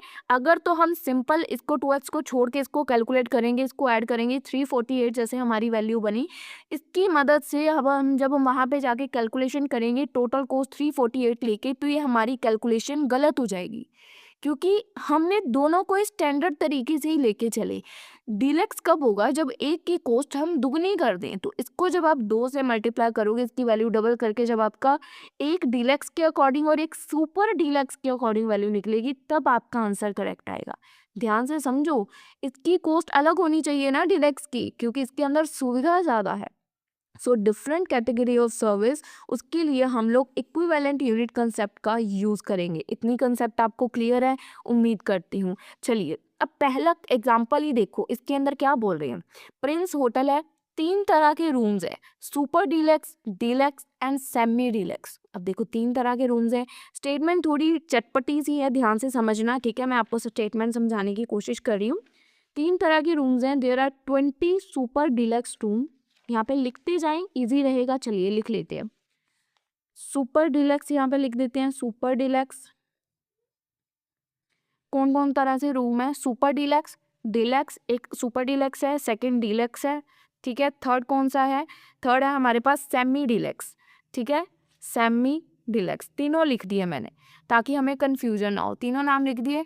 अब there are 20 super deluxe room. Super deluxe कितने रूम है? 20 रूम है, ठीक है। उसके बाद डीलक्स रूम कितने हैं? 80 रूम है डीलक्स के। और सेमी डीलक्स के कितने रूम हैं? सेमी डीलक्स के हैं 180 रूम है। जो इन्फॉर्मेशन गिवन है मैं वही लिख रही हूँ ताकि हमें पेपर रिटर्न पेज पलट के ना देखना पड़े। The rent tariff of super deluxe room is to be fix. जो सुपर डीलक्स रूम है ना, इसका जो रेंट फिक्स है, ट्वाइस होगा डीलक्स का, यानी कि डीलक्स का जितना भी रेंट होगा उसका दुगना सुपर डीलक्स का होगा, ठीक है। एंड दैट ऑफ जो सेमी डीलक्स रूम है वो 1/3, यानी कि अगर ये 1 है, जैसे कि ये 1 है तो ये 2x होगा, यानी कि इसका दुगना, और ये 2/3 होगा सेमी डीलक्स, जो यहाँ पे लिखा हुआ है 2/3 of deluxe room. Deluxe room का जो भी वैल्यू होगी इसका 2/3, ठीक है। तो यहाँ लिख दिया। Normally 80% of super deluxe room, जो सुपर डीलक्स रूम है ये 80%, 75% ऑफ डीलक्स रूम, जो डीलक्स रूम है ये 75%, ठीक है। उसके बाद 70% ऑफ सेमी डीलक्स रूम, जो सेमी डीलक्स रूम है ये 70%, ठीक है जी। Rooms are occupy in summer. Summer के जो 7 महीने होते हैं ना, 7 मंथ्स के लिए, 7 मंथ्स के लिए ये इतनी इतनी कैपेसिटी यूटिलाइज होते हैं, इतने इतने यूटिलाइज होते हैं 7 मंथ्स के लिए, तो तीनों के साथ 7 मंथ्स, ठीक है जी। जो विंटर के 5 मंथ्स होते हैं ना, जो उनमें 40%, 40% 4 मंथ्स के लिए, 5 मंथ्स के लिए, सॉरी 5 मंथ्स के लिए 40% जो है हमारा सुपर डीलक्स, 50% जो है वो हमारा डीलक्स, 50% डीलक्स, ठीक है, ये भी 5 मंथ्स के लिए। और 60% सेमी डीलक्स ऑक्यूपाई होते हैं, 60% सेमी डीलक्स ऑक्यूपाई होते हैं 5 मंथ्स के लिए। नॉर्मल डेज एक मंथ में 30 डेज के लिए ये होते हैं। Normal days in a month में बी टेकन एज 30 डेज। तो नॉर्मल डेज यहाँ पे हम लोग 30 डेज लेके चल रहे हैं, 30 डेज। तो इस पेज पे जितनी इंफॉर्मेशन थी हमने लिख ली। अब ये अगर हम पेज पलट भी देंगे तो हमें वापस आके इधर देखना मुश्किल नहीं होगा, ठीक है। अब total actual expenses for the year ये 4,73,85,000 हमारे खर्चे आ रहे हैं। टोटल एक्चुअल जो एक्सपेंसेस आ रहे हैं, तो आपको रिक्वायर है कि आप सजेस्ट करें but what rent should be charge each type of room से हमें कितना रेंट चार्ज करना चाहिए अगर हमारा जो प्रॉफिट है वो 25% ऑन ग्रोस रिसिट्स या रूम रेंट है जिसको हम बोलते हैं सेलिंग प्राइस जो भी था उसके ऊपर है। तो 25% है, 25/75 लगाओगे, सिंपल है। अब देखो आपने यहाँ पे 3 केसेस बना दिए, सुपर डीलक्स, डीलक्स और सेमी डीलक्स, तीनों बना दिए। अब ये मैंने चार्ट क्यों बनाया था आपको दिख जाएगा। देखो सुपर डीलक्स की पहले वैल्यूज देखो। अब ये देखो यहाँ के क्या किया हुआ है, सुपर डीलक्स रूम की हमने ये वैल्यूज लिखी थी ना, तो यहाँ पे पहले सुपर डीलक्स रूम समर का अलग कर रहे हैं, विंटर का अलग कर रहे हैं क्योंकि यहाँ पे अलग है। देखो पहले तो 20 रूम है सुपर डीलक्स के, तो दोनों तरफ 20-20 वैल्यू, ठीक है। 30 डेज के लिए है तो 30 डेज। उसके बाद ये जो 80% 7 मंथ के लिए है तो 80% 7 मंथ्स के लिए 80% और 40% 5 मंथ्स के लिए।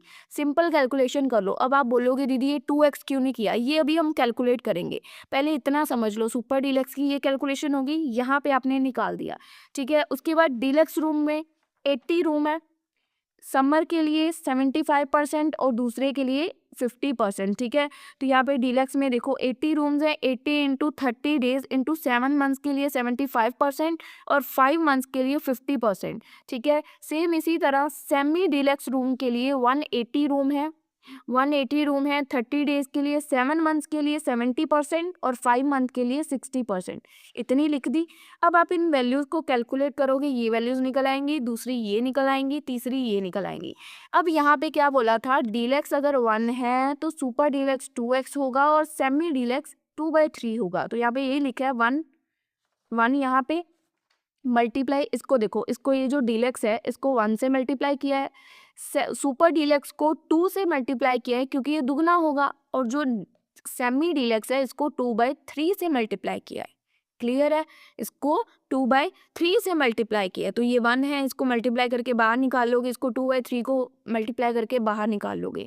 अब ये दोनों का टोटल ये आ गया कि टोटल रूम्स जो डीलक्स हैं, जो मतलब डीलक्स और सेमी डीलक्स है, इसका निकाल लोगे, ये बाहर वैल्यू निकल आई। पर जो सुपर डीलक्स है ना, ये मल्टीप्लाई बाय 2 होके जो ये वैल्यू है ये आपकी अलग से ही चलेगी।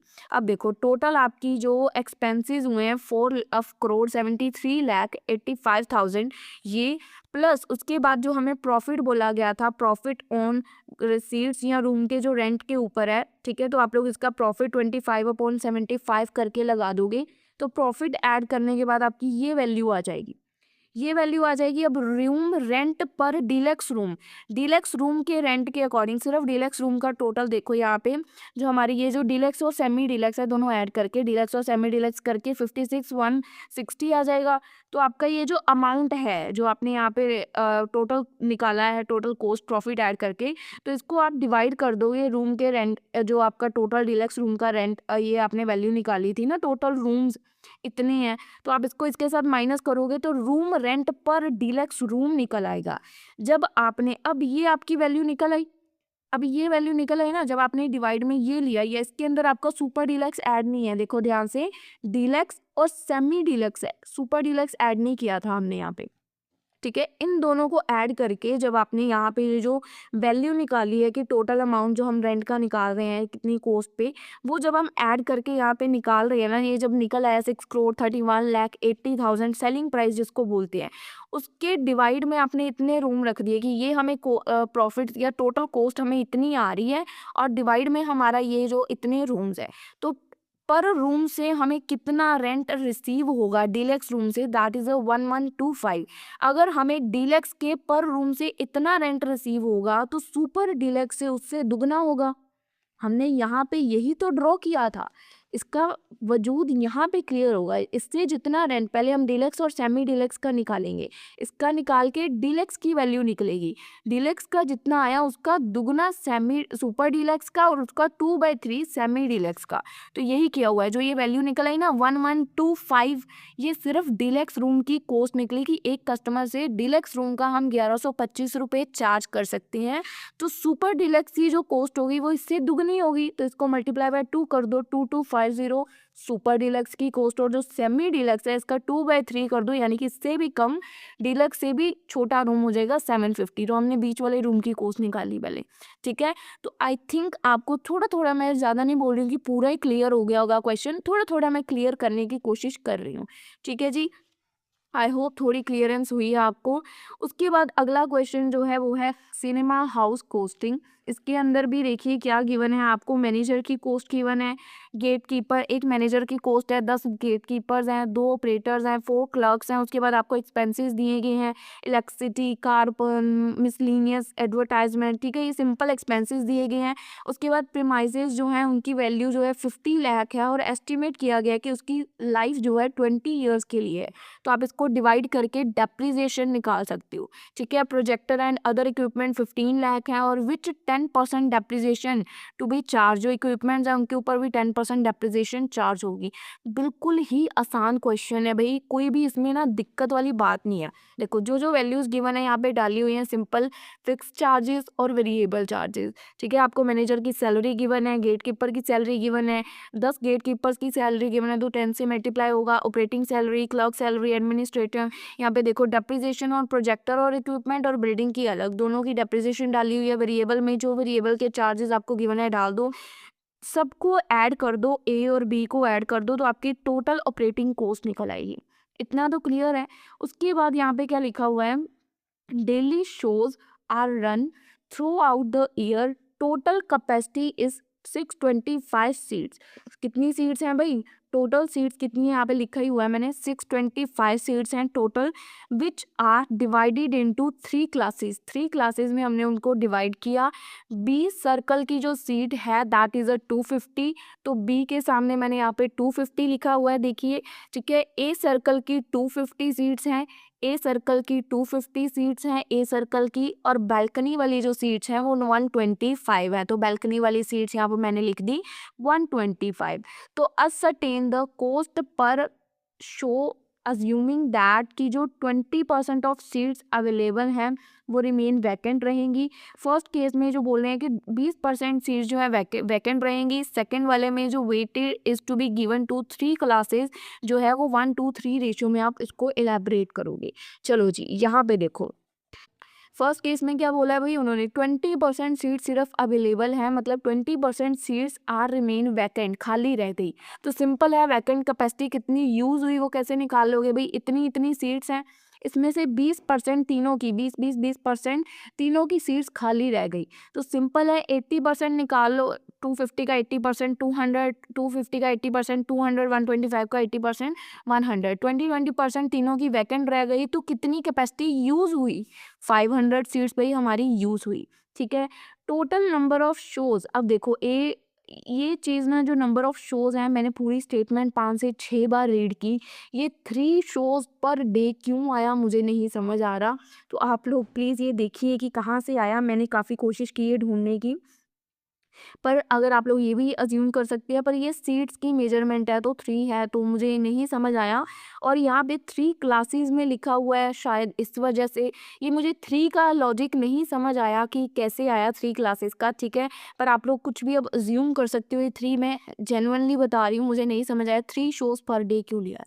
पर यहाँ पे इन्होंने टोटल नंबर ऑफ शोज़ निकाले हैं, 365 डेज होते हैं, तो पर डे के 3 शो यहाँ पे अज्यूम किए गए हैं, 1095 शो।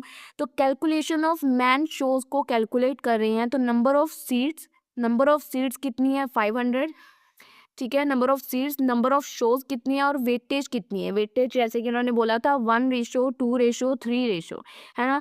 तो 200 सीट्स एक ही हैं, जैसे 200 सीड जो यूज़ हुई है 200, 200 और 100, तो इसको सिंपल इसके साथ ये सीधा 500 को मल्टीप्लाई कर दो, या अगर इस रेशियो में डिस्ट्रीब्यूट करना है तो ऐसे कर दो 200 into 1095 into 1, 200 into 1095 into 2, 100 into 1095 into 3, तो 1:2:3 रेशियो में मैन शोज़ को कैलकुलेट कर लिया। पर मैन शो के लिए जो आपकी प्रोसीड्स है, यानी कि जो आपकी टोटल ऑपरेटिंग कॉस्ट आई है कि इतनी ऑपरेट करने की कॉस्ट आ रही है, इतनी कॉस्ट आ रही है और इतने शो हम लोग लगा पा रहे हैं, तो पर मैन शो की कितनी कॉस्ट आ रही है, विच इज़ 3.45 रुपीज़।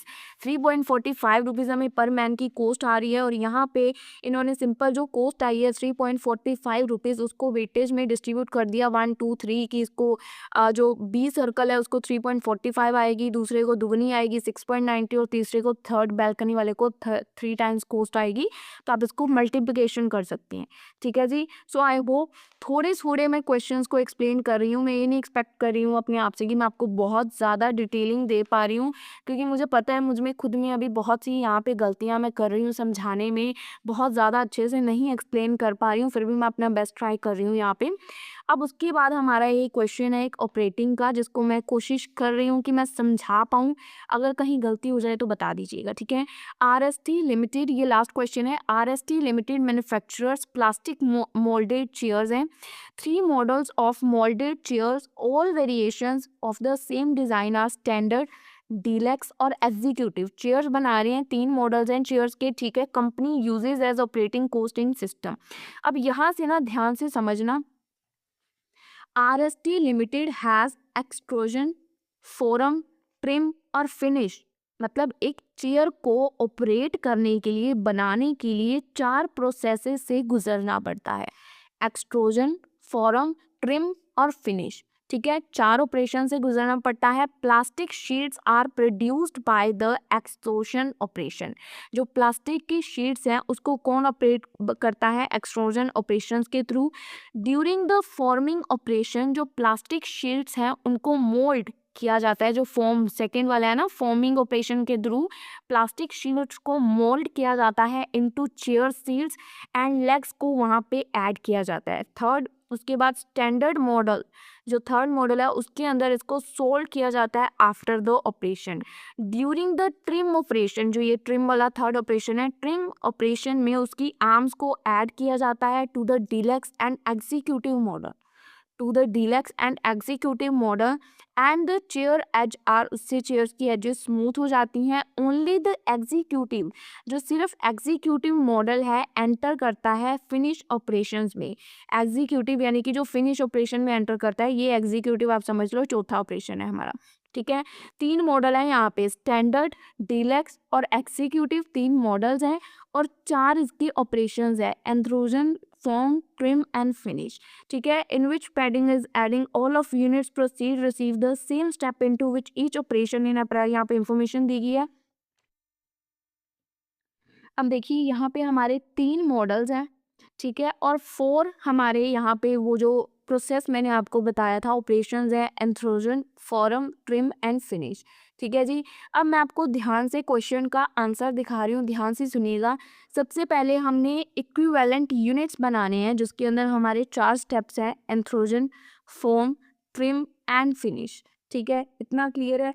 अब इन चारों की जो हमें कॉस्ट है मटेरियल की वो यहाँ पे गिवन है, जो चारों की कॉस्ट है जो यहाँ पे लिखी हुई है 2,31,000, 77,000, 26,250 एंड 21,000। तो ये हमने पहले यहाँ पे जो मटेरियल की कॉस्ट है वो डाल दी तीनों की, ठीक है। अब उसके बाद हम लोगों ने कितने यूनिट्स को प्रोड्यूस किया है, कितने यूनिट्स हम लोग प्रोड्यूस कर रहे हैं वो हमने यहाँ पे बताने हैं। उसके बाद ना हमने यहाँ पे लेने हैं यूनिट कितने हमने प्रोड्यूस किए। अब देखो ये हमने कॉस्ट तो ले ली मटेरियल की, अब यूनिट प्रोड्यूस हमें इस तरह नहीं गिवन, हमें गिवन है इस तरह से, स्टैंडर्ड, डिलक्स, और टोटल यूनिट्स हमें गिवन है 19,250।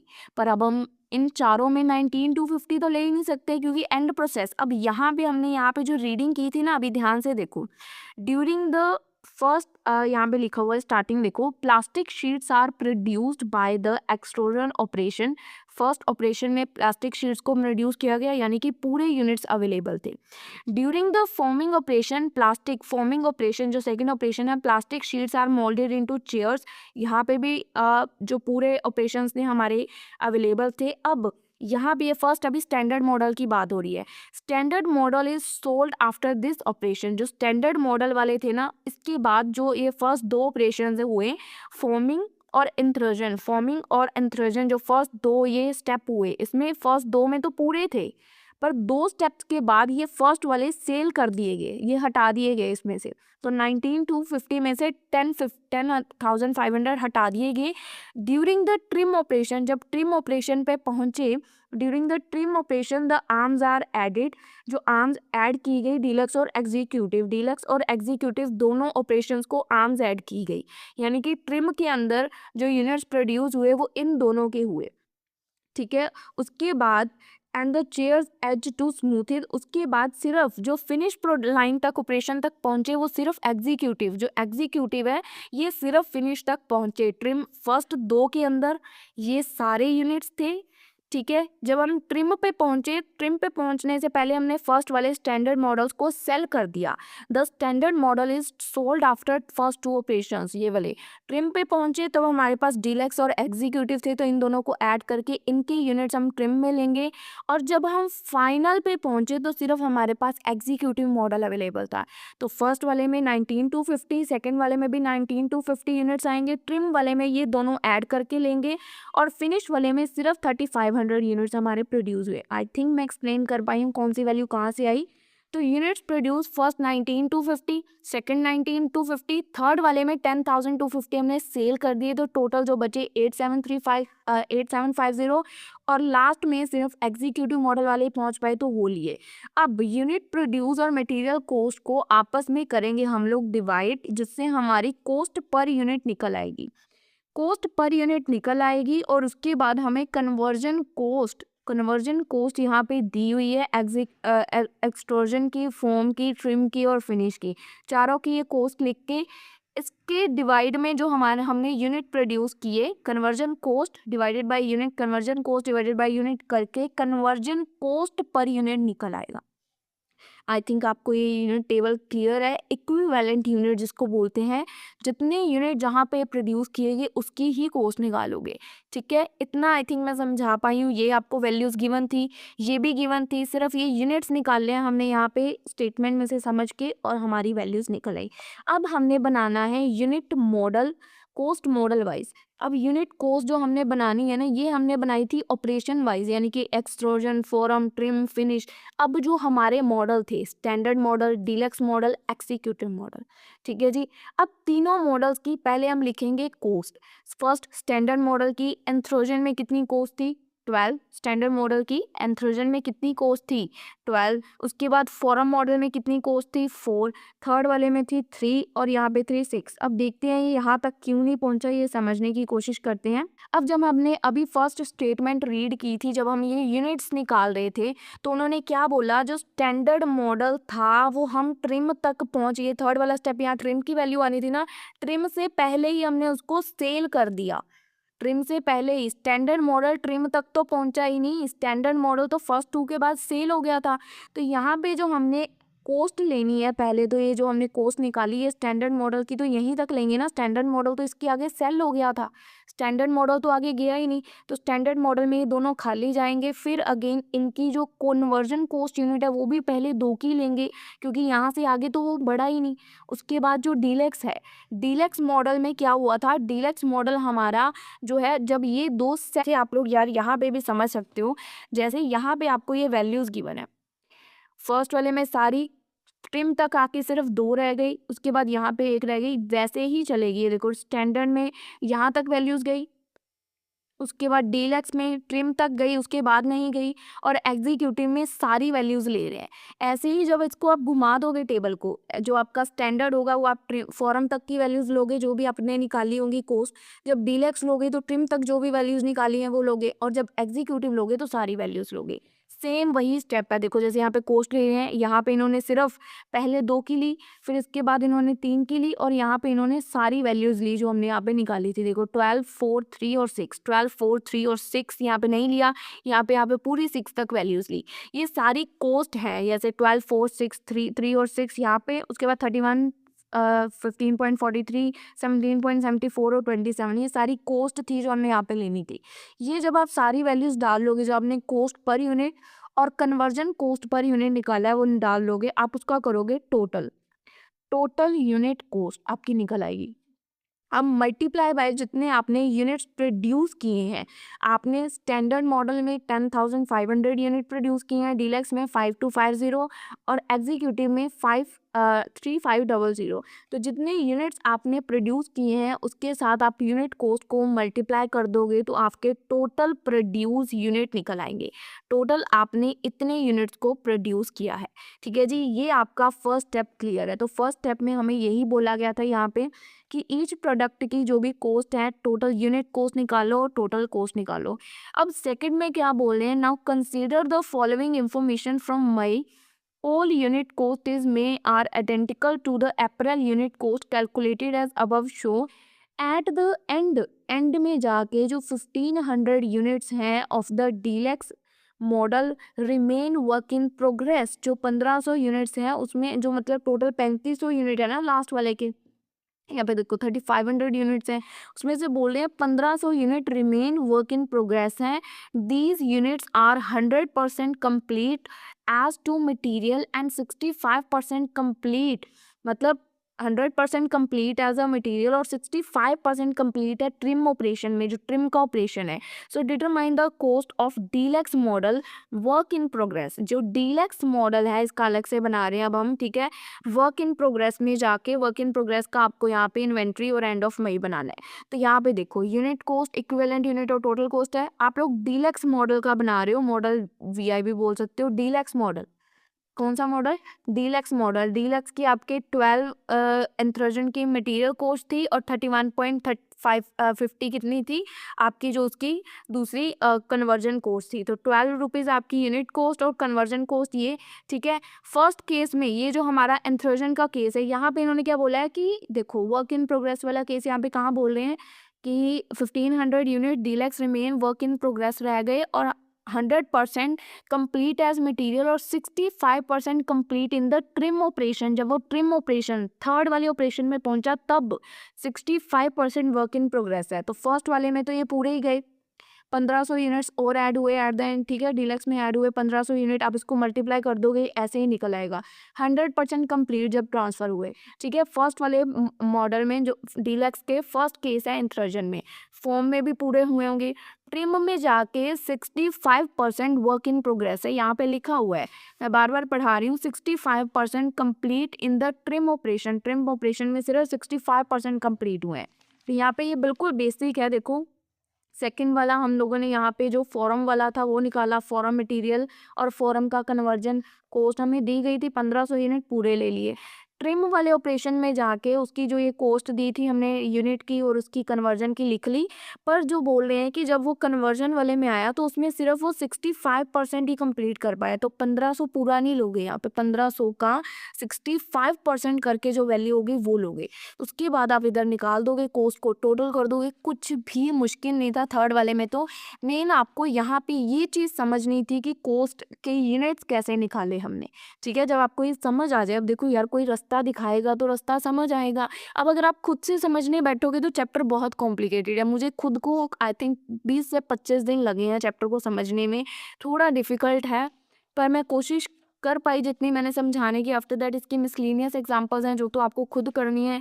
इसके बाद मेरे बताने वाला कुछ नहीं है, पर मैंने आपको जितने भी इस चैप्टर के फॉर्मूलाज बताए हैं, जो भी तरीके बताए हैं, आई होप कि आपको वो अच्छे से क्लियर है। कुछ भी प्रॉब्लम्स हैं तो आप लोग मुझे मैसेजेस कर सकते हो इंस्टाग्राम पे, कोई भी डाउट है आप लोग मुझे बता सकते हो। और हमारी बुक कौन सी है और हमारे राइटर्स कौन सी है तो मैं आपको हर वीडियो के स्टार्टिंग में ही बता देती हूँ। बाकी अगर कुछ आपको मेरी समझाने में दिक्कत आई हो या कुछ ना समझ आया हो तो प्लीज़ हमें बताएं। बाकी जैसे ही फाइनल टच आएगा तो मैं आपको इन्फॉर्म कर दूंगी या उसके ऊपर वीडियो लेके आऊंगी। चलिए that's all about today's video, I hope you like it. मिलेंगे हम लोग अपनी अगली वीडियो में, तब तक के लिए स्टे ट्यून, गुड बाय।